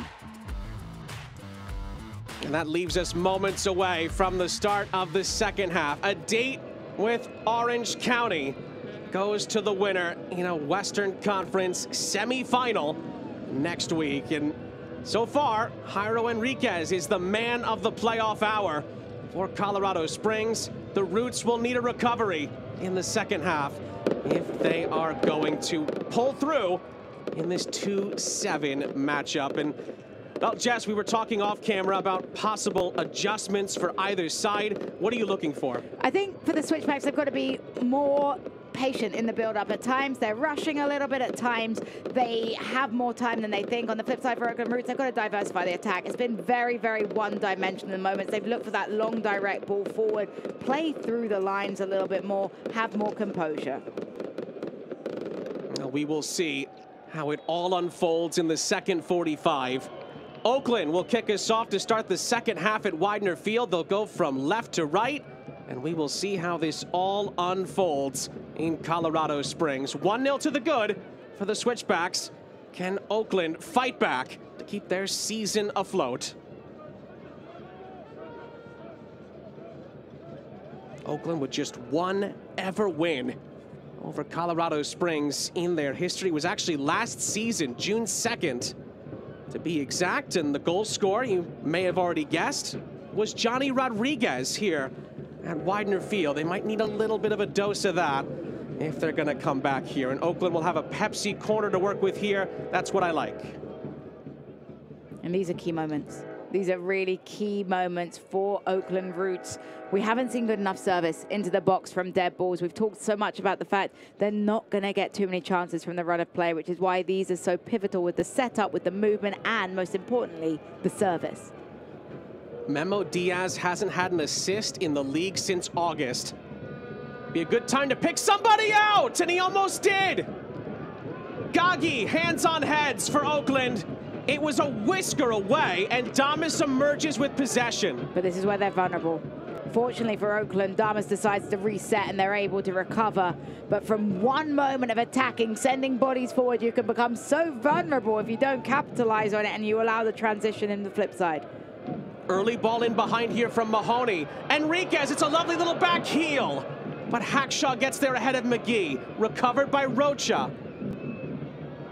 Zandy trying to evade the advances of Gomez.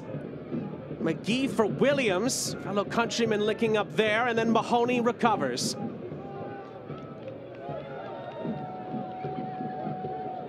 Williams again around the corner for Enriquez. Enriquez into the middle. It was too tall for Damas, easy for Blanchett. Blanchett was backpedaling last minute, though. Almost looked like it might catch him on guard. I'm not sure if it was a cross, if it was a shot. It might have been one of those in between where you just try and test a little bit, as we see Blanchett shaded right now by Damas. Is there an issue with the ball? I think the ball might be flat. Abdu Njai obliges, I think, here, and I think the ball will be switched out. Only in the playoffs, right? Late night playoff action. It's always going to be a little bit unpredictable. See Blanchard saying it's just a tiny bit too soft. That's why the term USL Championship After Dark exists. And we'll be keeping you up to date on the other games that are still going on around the USL Championship. Remember, Detroit and Tampa Bay, they're in extra time in Michigan. 1-1 there. Louisville trying to close out North Carolina. 11 minutes left in Kentucky. Danny Cruz's side have a 3-1 lead. And McGee helps that along for Damas, who returns the favor. McGee is caught up to. It's well recovered by the Roots. And they're able to reset through Camden Riley. And then Gaggi treaded on it. Oh, and McGee lashes out at Gaggi. Referee plays advantage. Ball still in play, and Rocha drags it wide. It's a goal kick, and surely the referee's going to have to revisit this. McGee is going to be booked, I think, for his reaction. And then is Gaggi also going to receive a yellow for his initial drag back? Yeah, we've got to see the replay here because I'm not sure quite how much contact there is. So this is criminal, and then I don't think there's a touch. We need to see another angle, but I don't think McGee actually touches him. He swings it. There's contact. Never mind. Yeah. I take it back. From that angle, it looks like a swinging elbow, which we've seen different colors given. I was going to say, orange might actually be the color on McGee's reaction. Both of the yellow cards that have been handed out here are brought to you by Diversis Health. Mental health and well-being for all. Remember to take a moment to breathe, and both players will hopefully do that. Gaggi is still down here for Oakland. But this is what's so difficult for a referee, to give credit to the man in the middle, because from one angle, it looked like there was very limited, if any, sort of contact. The second angle that we have the privilege to see up here, it's a very clear swinging of the elbow. And I think this is what Hackshaw is petitioning right now. It's a swinging of the elbow, and any sort of momentum of the deliberate swinging of the elbow to a head warrants violent conduct. And I think that's exactly what Gavin Glitton is talking about right now with the fourth official on the near side. The McGee yellow is confirmed. The Gaggi yellow, we're assuming, is about to be presented. He's been on the floor, and the referee has had it out for quite some time. And Gavin Glitton, who's really had some bright moments this season, helping Oakland deal with the early struggles. Noah Delgado was let go. Glitton promoted. Was the coach of the month during the summer in June. And, well, he's clearly upset with how the referee interpreted that. And in the end, it's just going to be a yellow card, at least for McGee. We'll wait on the Gaggi one. That's still unfolding here. And it was also an injury stoppage brought to you by Common Spirit Health. But I think McGee knows that he's got a little lucky there. It's clear he's frustrated. Is he being fouled? Absolutely. Is he being pulled back cynically? Absolutely. But you've got to have a cooler head than that. Your team is winning. You have momentum. You're in the front position. The last thing you need to do is have a wild swing. And for Oakland Roots, I can completely understand why there would be an element of frustration now, having seen that second replay where you see the swinging of the elbow in the direction of the head.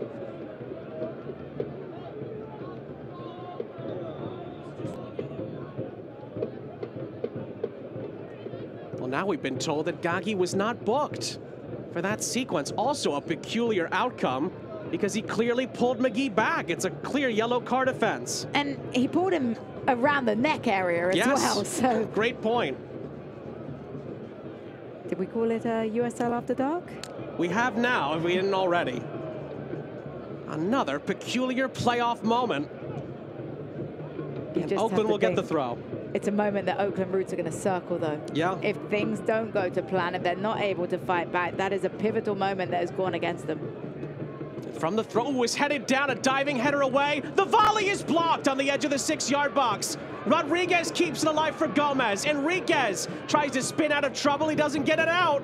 And the ball back into the middle is too tall for Riley. I don't know what Enriquez is doing there, though.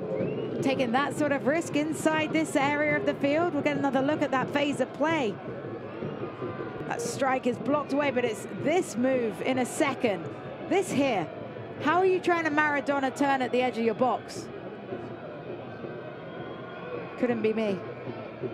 It presented Oakland with a second opportunity, to your point. One that they couldn't quite take advantage of. This goes for all sports, but odd moments like that, they can change the trajectory of playoff games. And it's still very much up for grabs, just the slim goal advantage for the Switchbacks to work with. Remember, the last time Colorado Springs was here in the regular season, they had a late 1-0 lead. They let it slip against San Antonio. Here's Hanya. Hanya's with the shot, and Hanya spreads it well wide of the target. That gives us time to tell you to watch the USL Championship in Spanish on 2DN, nation's leading Spanish language sports network. Select matches, including the championship final, will be available in Spanish. Go to uslchampionship.com for the complete USL TV listings.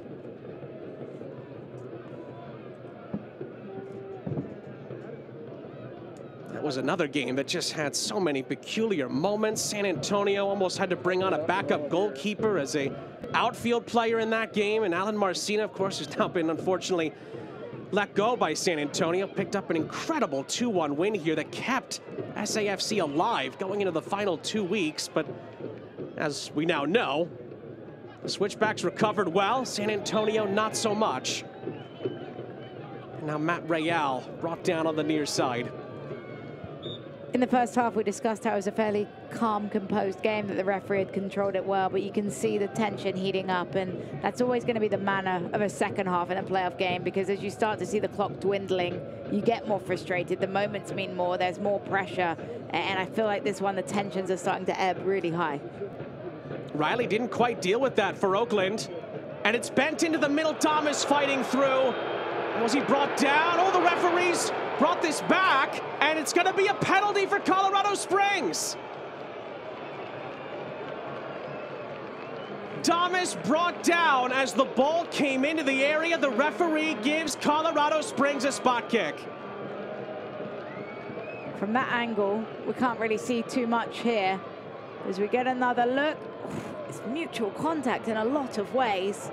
There is an arm around Damas, but it feels like he also has an arm around it. Gut instinct for me is this is mutual contact, but the referee's decision is final. Ronaldo Damas scored 12 goals in the regular season. 6 of them came from the penalty spot. Looks like a yellow card may have come out as well. We'll get more details on that in a moment. Ronaldo Damas has just been one of those players who comes through in big moments like this in the playoffs. And he comes through again. Ronaldo Damas makes no mistake from the penalty spot, and he doubles the Switchbacks lead.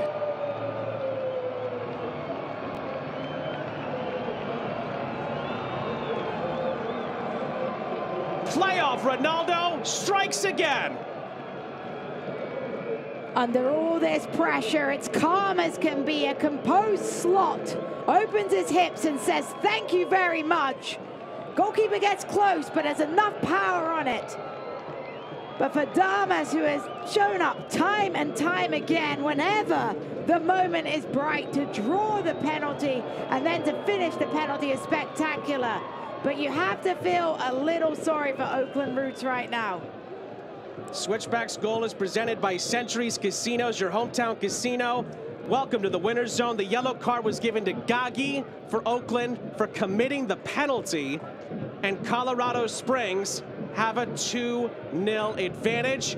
We're also told that Oakland's bench was booked as well. It's a Diversus Health yellow card on both accounts. Remember to take a moment to breathe. Mental health and well-being for all. And I wonder if Gavin Glinton agreed with my take on the penalty, that it felt like there was a little bit going both ways. You've seen them given, but once you see the mutual contact coming into play, it feels quite harsh, particularly after the last big decision that went the opposite way against the Roots. I might add that the other part of this, and I know it's not always the #1 thing on the list, I'm not sure Damas would get anywhere near that ball either. It really wasn't that close to him. It looked like the ball was sailing out of play. So it feels like if he hadn't blown the whistle, I don't think there would have been much of an appeal for Colorado Springs. And when you feel that way, perhaps a decision that big isn't necessary in a game that means so much. Again, remember, officials have that snapshot. It's very quick for them to have to react. To give Abdou Ndiaye some credit here. But Oakland now are 2-0 down, and they're gonna get a corner after a skewed clearance by the normally solidified Matt Mahoney. And that's such an important point, because we have the privilege of replays, different angles, opportunities to break it down, to think and process it. This is very real time.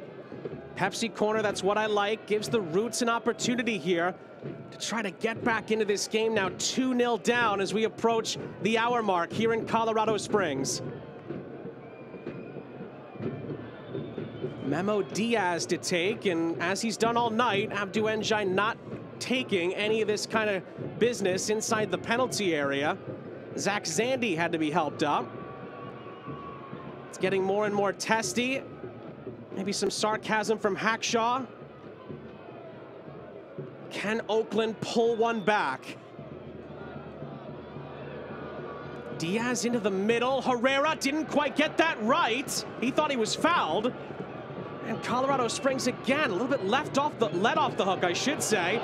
And look at this, speed racer down this near side. It's Lacroix looking to bring the switchbacks up the other end, but he can't find McGee. It's a goal kick. What a drive forward that is for Lacroix. The turn of pace, leaving everybody in his dust. Just didn't have the end product with the little poke through to find a teammate.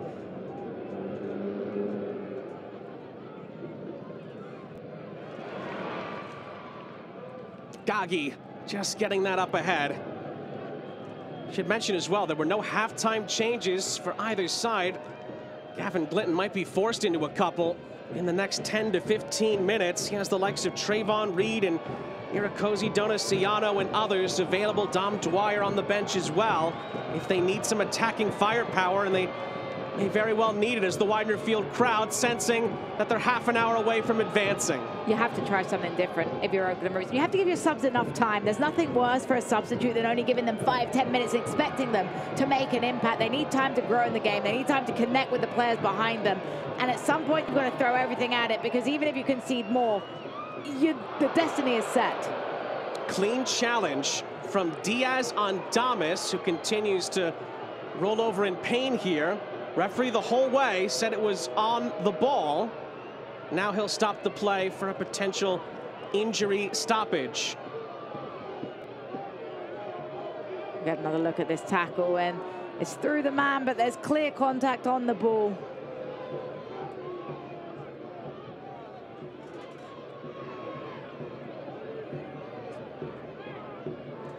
Injury stoppage brought to you by Common Spirit Health. Not a player that Colorado Springs, of course, want to have in this position.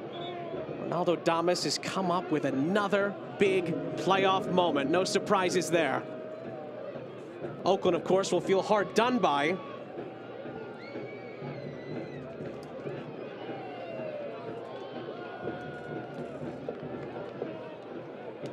And one thing they can do, and we're told likely will do about it, is make a couple of substitutions. Those are being prepared by Gavin Glinton as we speak, and as Ronaldo Damas continues to be operated on by the Colorado Springs staff.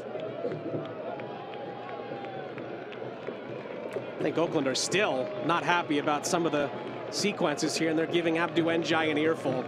But this is why you just have to try and take the higher ground, because referees are human, and if you're dissenting, if you're criticizing, it sits in the back of a referee's mind. Do I think that Oakland have had a couple of decisions go against them that have been a little on the fence? Probably, but you have to be able to respond to that adversity differently. The two changes are Irakosi Donaciano and Trayvon Reed coming on for Justin Rasmussen and Rafael Baca. Substitutions are brought to you by the William J. Hibble Sports Medicine and Performance Center. Learn more at hibblecenter.org. Those are the first two changes either side has made tonight. It's just about bringing different attacking options, changing the way that you play, maybe a bit more tempo. Obviously, Reed has 2 goals in his 31 appearances, so has finished opportunities, but unfortunately not a necessarily prolific goal scorer this year in USL.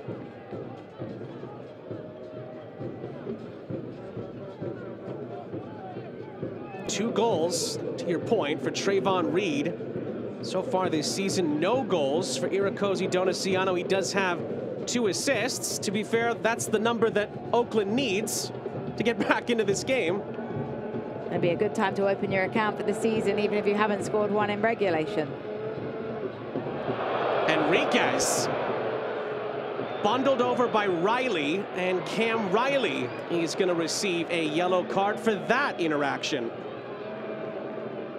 Honestly, though, I like to see this reaction from Riley because he actually cares and wants to check on the player. It is a really awkward one. I think he knees him in the face. The height difference doesn't help. I don't think it's a malicious, deliberate attempt to kick at his head, but at the end of the day, you strike the opponent in the head and it's a yellow card. Another Diversus Health yellow card. Mental health and well-being for all. Remember to take a moment to breathe.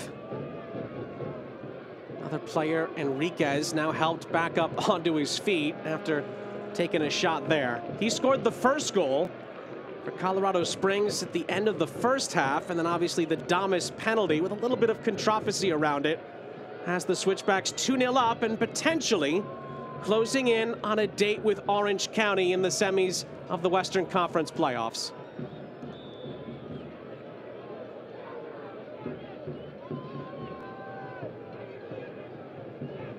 Of course, regardless of who wins, it would be a rematch of playoffs past from 2021. Orange County knocked both Colorado Springs and Oakland out that season on their route to winning the title over Tampa Bay.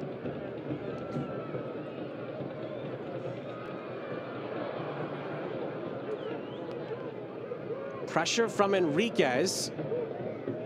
And Oakland will get it clear with just over 25 minutes plus stoppage time left. An update on the stats. Oakland have just added 1 shot onto their tally from our halftime statistics. And Colorado Springs, of course, have added a goal since then. And the biggest issue is they haven't had a shot on target. And that's a real concern for Oakland Roots. And the final third entries, I think, is the biggest red flag because you're not spending time in the attacking area. You haven't found a way to connect and find those passing lanes to enter the final third. And you've got to be in that area of the pitch if you're going to claw back at this result.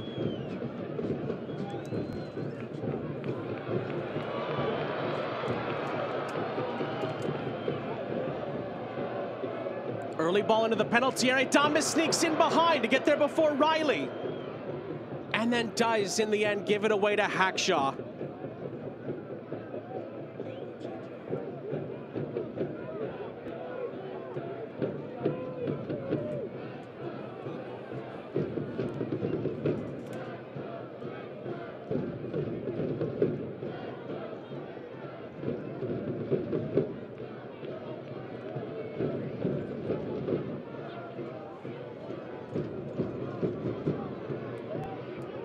Here's Diaz.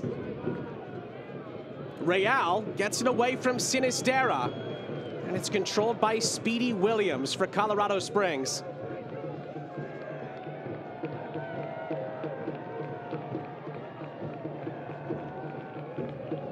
This is where you see Colorado Springs just setting the tempo, playing a bit of keep away right now, enjoying the ball, exhausting Oakland.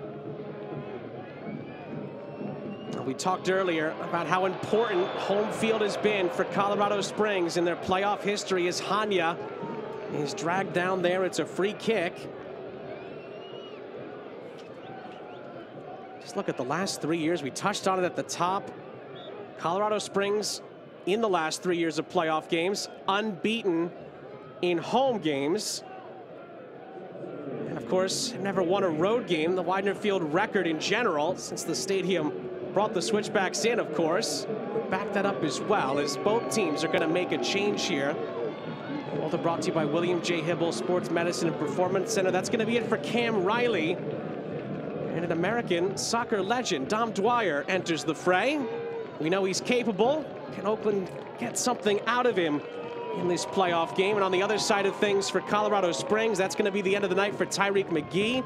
Quincy Hewerman is the first man off the bench for James Chambers and the Switchbacks. It's interesting to see Dom Dwyer given such an extended period in the game, and it goes to show that they're looking to add something different to the attack. Obviously, was a prolific goal scorer in his prime. Now at 34 years of age, has dropped off a little bit. Only has a goal in his 14 appearances this season. but he offers something different, and he understands these big games from his moments in his career.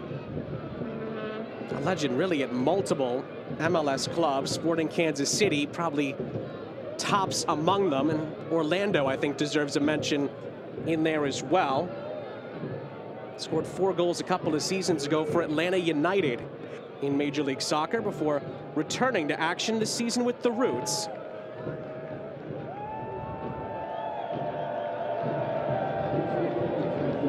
And now Ronaldo Damas with a bit of a wardrobe touch-up here.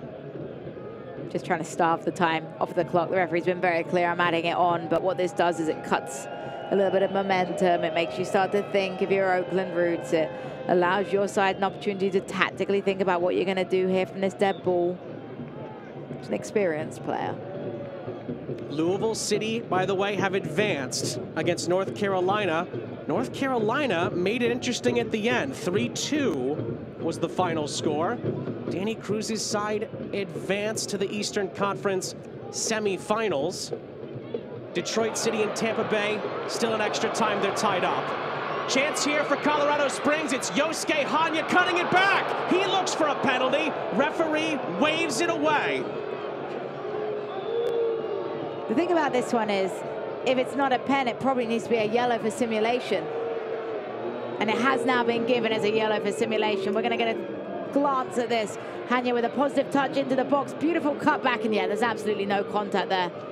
Disappointing, because Hanya's such a quality player. He doesn't need to be doing that. And anytime you see a player like that, it's just a shame. It's Diverse's Health, yellow card for Yosuke Hanya. Mental health and well-being for all. Remember to take a moment to breathe. 20 minutes of the 90 plus stoppage time left. Oakland need to score twice if they're going to recover this and send us to extra time. If not, Colorado Springs will punch their ticket and they'll host in the next round against Orange County. Goals from Enriquez and Damas on either side of halftime.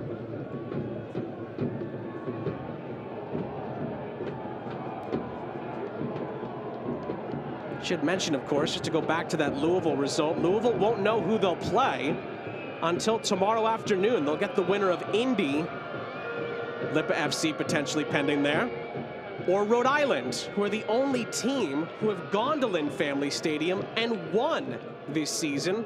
They did it by 5-2 at that earlier in the campaign to end that draw-palooza that Cano Smith side had going for a while.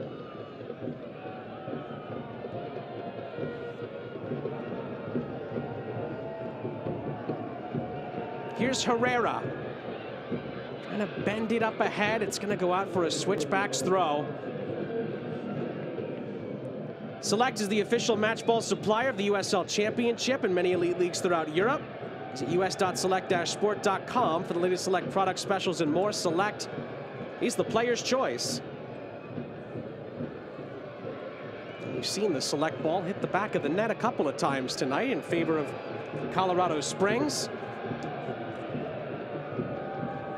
Colorado Springs just trying to wane any second off they can. Anytime the ball goes out of play, they're slowing down and just trying to trickle the time off the clock. They're well within their right to do so. The referee will have a big task ahead of him of trying to make sure he's disciplining any potential time wasting and gamesmanship. But it's part of the game, and they've allowed themselves to be in this opportunity now to just let the clock drain. And if the switchbacks advance, they'll stay unbeaten in home playoff games at Widener Field. The only time that Colorado Springs has lost at home in the playoffs in the USL Championship, you have to go back to 2016, long time ago. They lost at home by 2-1 to Vancouver Whitecaps 2, quite some time ago. 8 years if you want to be specific, of course. And that fills you with so much confidence. And I mean, the fans tonight have been absolutely remarkable. You've heard them all game long, and you really do talk about that 12-man environment. And to know that you have that guaranteed if you get through, it is a really encouraging thing to have in your locker. In some ways, you can kind of go back to those last 2 road games like we talked about earlier. At the end of the regular season, they went to Monterey Bay. Colorado Springs did. They won there.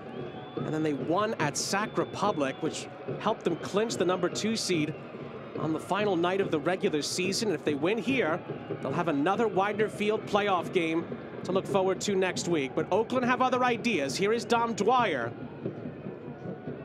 Could he be the spark to an Oakland revival here? He's going to commit a foul. At least that was the initial indication. And the referee now is telling Dom Dwyer that yes, indeed, the foul has gone against him. I think Dom Dwyer thought he'd been able to earn a handball call on the player that fell on top of the ball, but you rarely see those. Do like the energy that Dom Dwyer brought to the table, though. A little bit of confidence in the corner, wasn't able to create all too much out of it, and then commits a silly foul that allows this opportunity for a reset. But you can just see in his player profile the difference he brings and a bit of dynamism.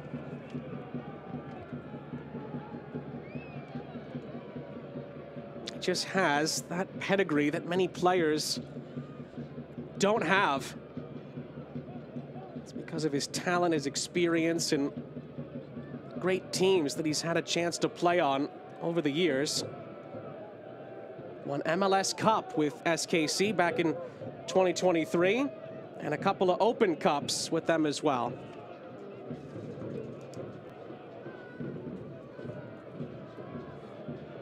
And Dwyer's going to get on the end of this for Oakland. He thought he was fouled inside the penalty area, shouts for a Roots penalty, and the referee points for a goal kick. Let's take a peek at what happens here. Dom Dwyer with an innovative touch, and as we get a look, it's hard to tell from that angle whether there's a tangling of legs. Dom Dwyer certainly thinks so. Well, he's not going to get the decision on Gavin Glinton. He's walking a tightrope here. Well, I believe one person on the staff's already been booked for Oakland, and well, Gavin Glinton is really walking a tightrope, and so is his staff. He is fed up. Don't need to be a lip reader to know that this content is not PG-13. Yeah, we're going to leave it at that. And now Gavin Glinton is having a word with the assistant referee as well. Anyone that'll listen to him at this point, really. While all this chaos is happening on the touchline, Gavin Glinton's trying to make a substitution as well. Sinistera is going to come out. Ilya Alexiev is going to take his place. It's another William J. Hibble Sports Medicine and Performance Center change. It's really hard for Glinton in this moment because I do think that there's been some difficult decisions to handle. And you have this balance of trying to advocate for your players, but also not turn a referee against you or create too much havoc or become the storyline. And it's really a difficult line as a coach that you have to find the balance of.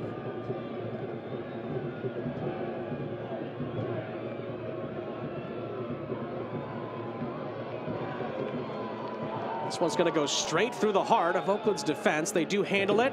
And on top of that, their structure defensively leads to the offside flag going up. And they have really cleaned up defensively. They've looked more organized in this second half. It's only a penalty. They haven't created much from the run of play, have Colorado Springs, and that's a testament to the way that Oakland Roots have remained more compact and they've figured out the threat that Damas faces.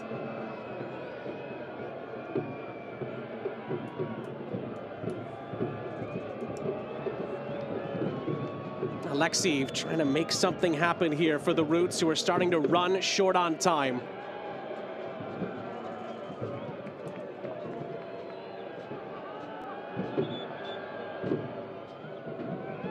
And before Real is going to take the throw-in for Colorado Springs, a substitution will be made here, and it'll be a curtain call for Jairo Enriquez, who's currently the match winner for the Switchbacks, and he'll be replaced by the match winner from Judgment Day, Juan Tejada. Here's the goal from the first half. And again, it's that tenacious work rate to earn the dispossess and then to drive forward, the give and go, and then the quickest to respond to the loose ball. Doesn't know too much about the first touch where he shins it to himself, but then to get onto the leftovers and strike it cleanly in that moment. A big, big goal that got the party started. Third goal of the season, and he'll get a rest. We're 12 minutes away from Colorado Springs punching their ticket to a Western Conference semifinal. Again, it's a William J. Hibble Sports Medicine and Performance Center change. Tejada, who scored the late winner against Sac Republic to get this home game for Colorado Springs goes to work. He's able to ride the challenge. Here's Zach Zandy.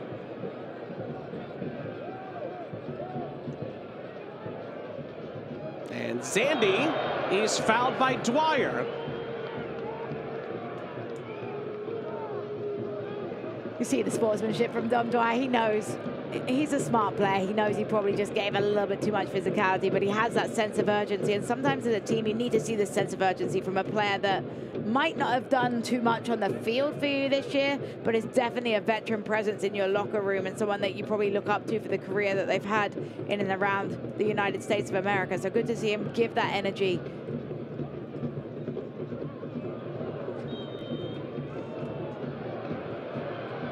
They're coming together there. Oh, and it's going to be a yellow card for Quincy Hewerman, it looks like here. He has a bit of a shake of the head. You can hear the faint boos echo around the stadium right now as Hewerman has shown that yellow card. Another Diverse's Health yellow card. Mental health and well-being for all. Remember to take a moment to breathe as we tick down on 11 minutes plus stoppage time left.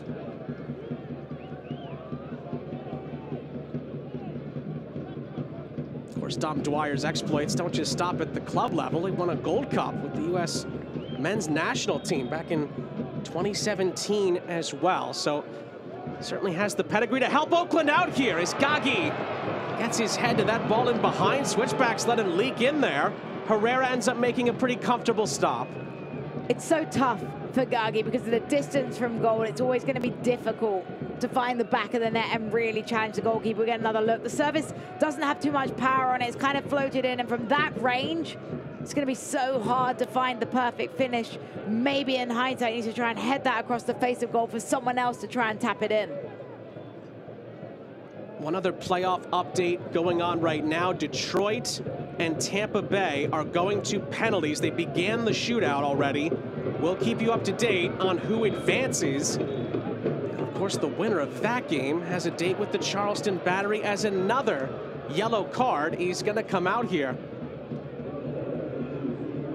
Looked like that was for Aiden Rocha for Colorado Springs. Diverse's Health yellow cards are starting to pile up here, and more moments to breathe apparently are needed. It's the playoffs. There's always an added level of heat. You're always going to need an opportunity, and Rocha just pulling him back, stopping the counter-attack, sees a yellow card. It is confirmed, and now we're really got it all set up for you here. 2 goals needed for Oakland, 10 minutes plus stoppage time to get them, or their season ends here in Colorado Springs. Last free kick delivery created a shot on target. It was definitely reluctant, but it was still a connecting opportunity. From the set piece, it's cleared away by Speedy Williams. Not definitively cleared yet, as it's looped back into the penalty area. Gagi was making the run. He will not be able to keep it in play. But those are the moments with less than 10 minutes in regulation on the clock where you need more. You have to be able to beat the first man in the service, and Oakland Roots are going to look back at these moments as wasted opportunities to create and cut it back. If you can get a goal here with 9 minutes, you really make for an unsettling ending. But with more chances going away, you start to feel concerned for how they're going to fight back.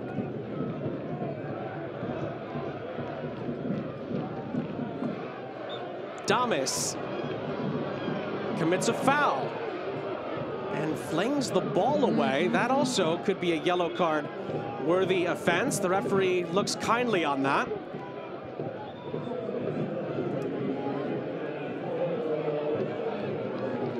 And I think it's saving grace as he's about to have to exit the field as a substitute anyway. And it's going to be part of a double swap. Damas and Hanya are both going to exit. It's another curtain call, this time for Damas. And Justin Dillon, it was a huge acquisition midway through the season. He'll come on, try to finish things out for the Switchbacks. And Colma Raka is also going to come on. That's for Hanya. William J. Hibble, Sports Medicine and Performance Center substitutions confirmed for James Chambers and his side. You just see the presence of Dillon. He's just a different figure on the field, towers above everybody else, has 2 goals in his 11 appearances this season for Colorado Springs. Would love to add a 3rd for the party. And Najai out to the far side. Can Oakland come up with something here? Give themselves a little bit of hope. Alexiev nearly rolled kindly for him, but it was well defended by Zach Zandy. And can the Switchbacks break? No, it's a good step by Hackshaw. Oakland get another try at it. And the cross into the middle. Again, another awkward moment. Rodriguez rises to get to it, but can't hit the target. After another awkward moment from Mahoney, the chance goes begging for the Roots. But it's better. The service in causes a little bit of chaos off of the awkward clearance from Mahoney, and towering above, Rodriguez just couldn't find the connecting header to put it back on frame. But if you're Oakland Roots, you're starting to feel like you're cooking a little bit, you're creating some chances, but one's got to give soon. At least had a career year. Johnny Rodriguez, 15 goal contributions. That's a career high. He became Oakland's all-time leading goal scorer this year as well. He had a wonderful brace at El Paso to confirm that earlier in the campaign. The Roots are going to have to score twice here in not much time. Colorado Springs, to be fair, have had some nervy moments at times here this season. They're 6 minutes away from advancing to the next round of the playoffs for the first time since 2022. Dwyer, reverse ball in behind. Alexiev's got the big chance, and Herrera thwarts him. Biggest stop of the night for Christian Herrera. Little bit of life from Oakland, but that was a huge opportunity missed. It's an amazing save from Herrera. Trayvon Reed has his shot rise over the top. Another look. And this is a great run through, but you've got to put it either side of the goalkeeper. Herrera stands his ground. He does everything he can in that moment. He gets his angle correct, but it's straight at his body. Got to force a better save in this moment. Alexiev with just 2 league goals so far this season. He nearly gave Oakland some life, and there's still 5 minutes left. Could that maybe help to turn the tide?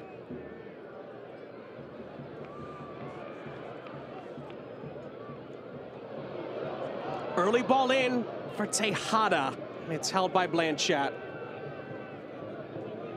Can't watch the match? Turn on Sirius XM FC 157, North America's only 24/7 source for engaging soccer talk, including USL All Access, Tuesdays at 7 p.m. Eastern, plus your live matches from the USL, MLS, Premier League, and more, all on Sirius XM FC 157 and the new SXM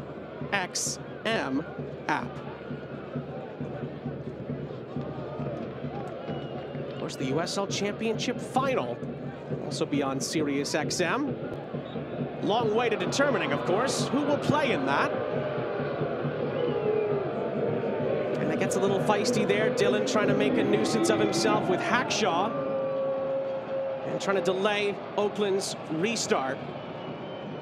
And then Hackshaw, rare miscue from him, gives it right back to Herrera to milk even more time off the clock for Oakland, who already don't have much time to work with. It's just so tough, because for Hackshaw, he knows what he's doing there. He's trying to drive a ball forward, but when you put too much on it in that moment, you allow the easy pickup for Herrera, and you're running out of opportunities.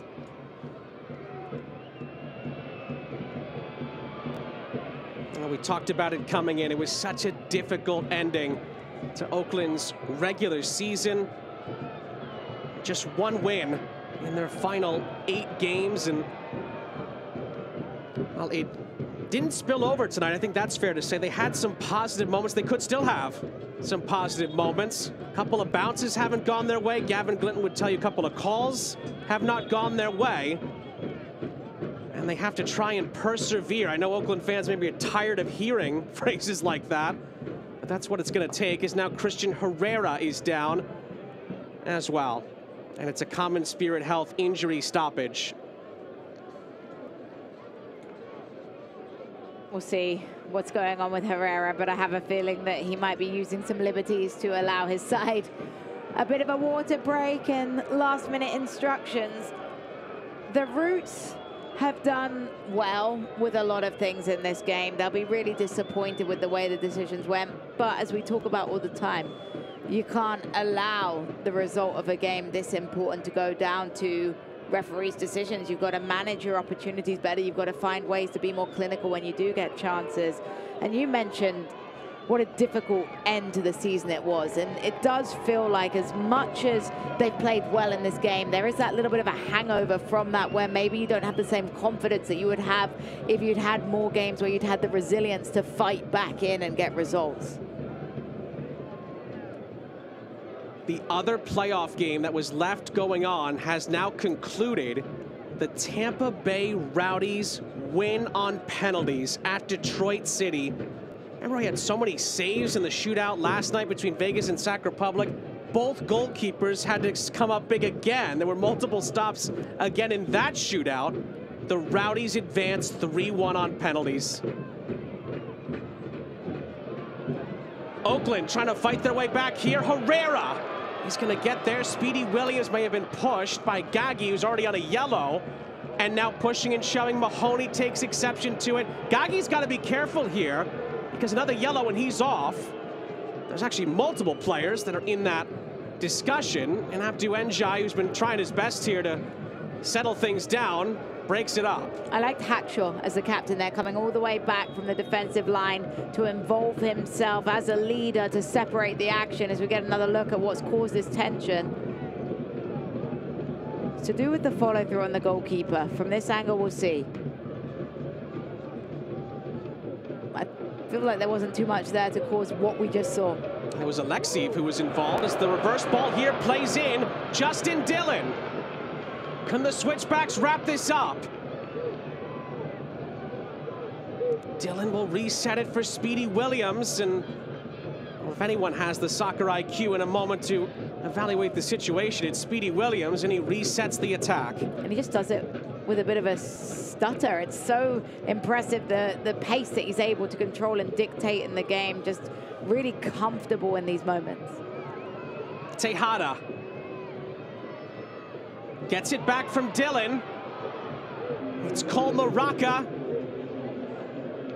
90 minutes are up here. Matt Real, as we dive into 7 added minutes.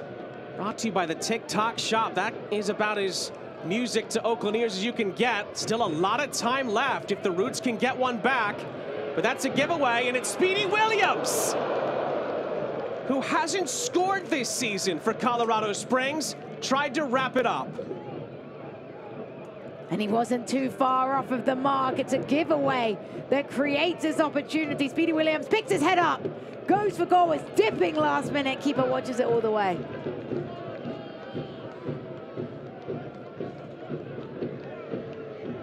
Oh, there's still time, only just, for a Roots revival in stoppage time.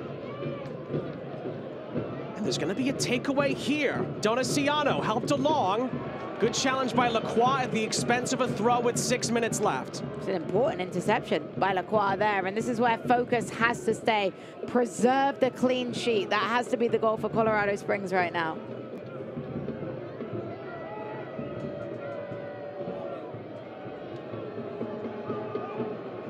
Well, surely Oakland will try to throw this right into the mix. Does get into the penalty area, but Colorado Springs will be able to leak out here, and they could have the numbers if they hurry. Tejada up ahead, and Tejada keeps on going. He's going to get back on the end of it, and Tejada's in behind. Juan Tejada to seal it, and it's saved by Blanchette. And it's going to bounce out of play for a McDivitt Law Firm corner on the far side. What a run through that was from Tejada. The little give and go, sprinting forward, and the strength to get there off of the rebound. But this save from Blanchette is so good. Stands his ground, closes the angle, narrows the shooting window, and is able to get that big deflection away. From the McDivitt Law Firm corner, we're in your corner. Switchbacks will try to use up more of the clock. Juan Tejada nearly scored again for Colorado Springs. That would have punched their ticket. Dillon and Rocha hold it up as long as they can. Oakland will get the goal kick. Bit of a disappointing effort from Dylan there. Just didn't use his body, and he's got a big frame in the right way. Oakland Roots resilient in their ability to try and get this one back and get an opportunity to drive forwards. That's a giveaway by Hackshaw. Tejada leads the charge again. Dylan touched away by Donaciano.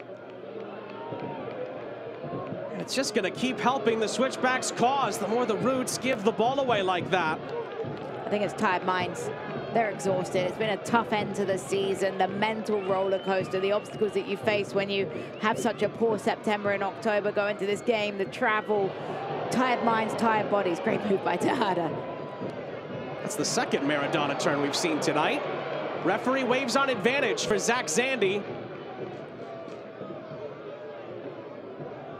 Real trying to fit it through a tight window. I definitely prefer Maradona in my attacking third than on the edge of my defensive penalty box. Good point. Hold up play, Zandy dispossessed. And again, Oakland not able to put the passes together. Real is going to open up here for Speedy Williams if the Switchbacks want to polish this off. Quincy Hewerman cutting inside. It falls from Maraca! And he just missed, scoring a wonder strike from the edge of the penalty area. Yellow card comes out as the dust settles. And Maraca was, well, at least inches away, if not maybe a foot if he's a bit harsh. What a goal this would have been, though. To respond to this, little toe poke away, first time, strike it this clean and almost get enough bend around it because it's coming at him so fast at an unpredictable angle. Memo Diaz got the yellow card for Oakland. Versus Health, yellow card there as the throw-in is going to go Colorado Springs way on the far side. Quincy Hewerman and the Switchbacks are slamming the door shut in these last couple of minutes. And the clean sheet is just so important right now. I think for confidence, for building, for your back line, you want to manage to preserve that shutout because it helps you so much in the next round as well. eFootball 2024 is here. Live your dream, rep your team, play as your favorite USL Championship club. eFootball is free to play. Download now. Couple of minutes left. Another chance for Colorado Springs to polish this off. They'll get a free kick. And barring a miracle here, as Najai is going to be booked as well. Just add it to the list tonight. Another Diversus Health yellow card. It's probably more about who doesn't have a yellow card than who does at this point. Another look. Ooh, to be fair, Najai did not get that one right. Diversus Health yellow card is confirmed. And Colorado Springs are nearly home and dry with a conference semifinal berth. And Aiden Rocha is down with a common spirit health injury stoppage here. And this will be something that James Chambers is looking at as well, making sure you can get out of here fit and healthy. The last thing you want now that the result is, bar some crazy turn of events, locked in, you want to make sure that you get out of here with everybody fit, healthy, ready to roll for the next game. Yeah, the only player listed that was out for either side tonight was Jonas Fjellberg for Colorado Springs. Of course, James Chambers is hoping, barring a miracle here, if the Switchbacks advance, that he'll be available for a date with Orange County with a berth in the Western Conference Final at stake in the next round.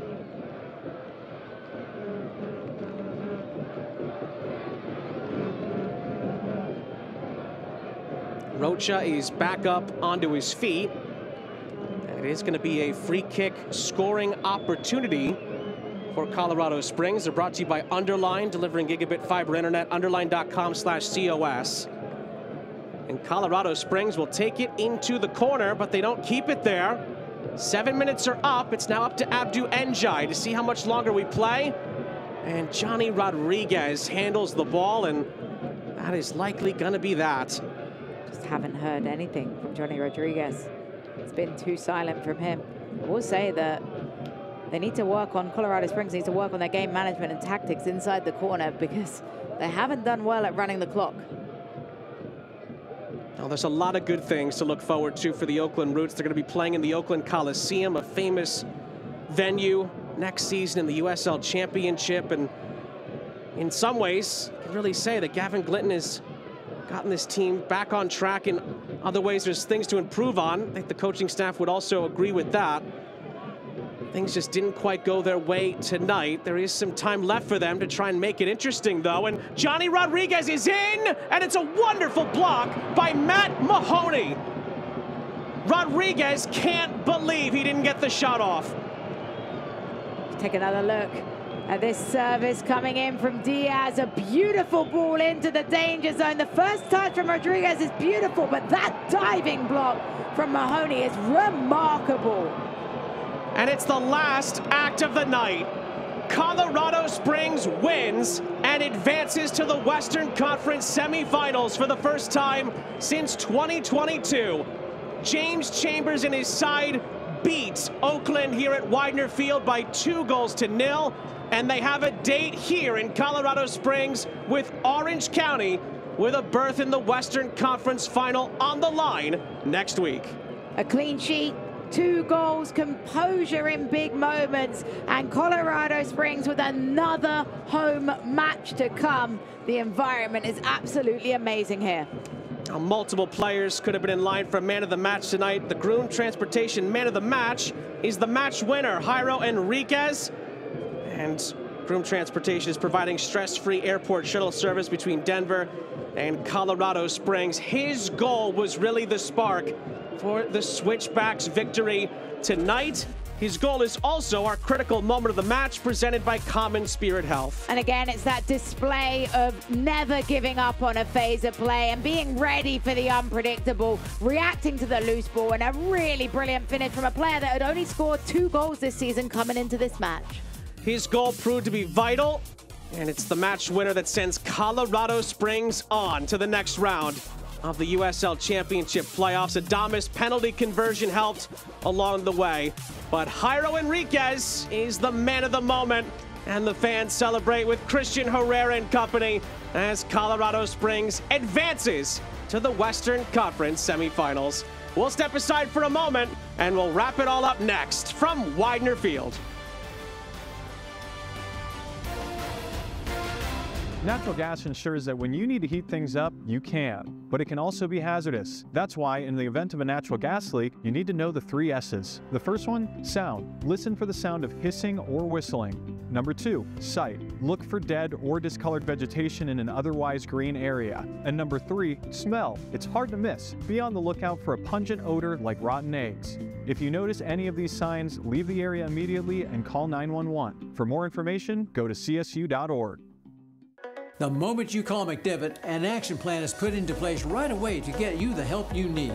Each case and each client is different, with different needs and solutions. Your attorney and team immediately investigates every aspect of your crash and injuries. We track down all the paperwork and deal directly with the insurance company for you. We keep you in the loop every step of the way, fighting to get you max money for your injuries. And you never pay us a dime until we get money for you. McDivitt. Tonight's final score is presented by Phil Long. Colorado Springs wins over Oakland by 2-0, and the Switchbacks are moving on to the next round of the USL Championship playoffs to take on Orange County. And we look now at our full-time highlights brought to you by McDivitt Law Firm. The 2 big moments of the night, we begin with Jairo Enriquez. And such an important goal for Jairo Enriquez. It's great connectivity and around the box. Maybe a couple of lucky divots end up falling towards him, but he's able to respond to the loose ball with a clinical finish. That really was the jumpstart moment for Colorado Springs on the night. Of course, it ends up being the match winner as well, sending Widener Field into a frenzy, but a little cameo from playoff Ronaldo Adames helped out as well. And listen, this penalty is still a little dubious when you take a look at it. You can understand why Oakland would be disappointed as we get another look. He wins the penalty. He's given a bear hug. He's getting a bear hug. We've seen them given. But to come up in this moment absolutely clean after not scoring since September 14th is huge. Ronaldo Damas's love affair with the USL Championship playoffs continues, and the Groom Transportation final stats tell the story. Oakland had some late chances, but on the whole, Colorado Springs created more. It was dominant from Colorado Springs in so many ways. They were able to negate a lot of the opportunities for Oakland Roots. They didn't go out with their heads low, though. I think Oakland Roots will be encouraged by those flurries in the last 10 or so minutes that started to make Colorado Springs a little bit uncomfortable. Another wonderful occasion in the USL Championship playoffs tonight. We look at the Terminix updated Western Conference bracket. Colorado Springs will host Orange County in the conference semifinals. Las Vegas awaits the winner of tomorrow night's Western Conference quarterfinal between the defending champions Phoenix and the #1 overall seed in the West, New Mexico United. It'll be on CBS Sports Network tomorrow night. We encourage you to join the broadcast then.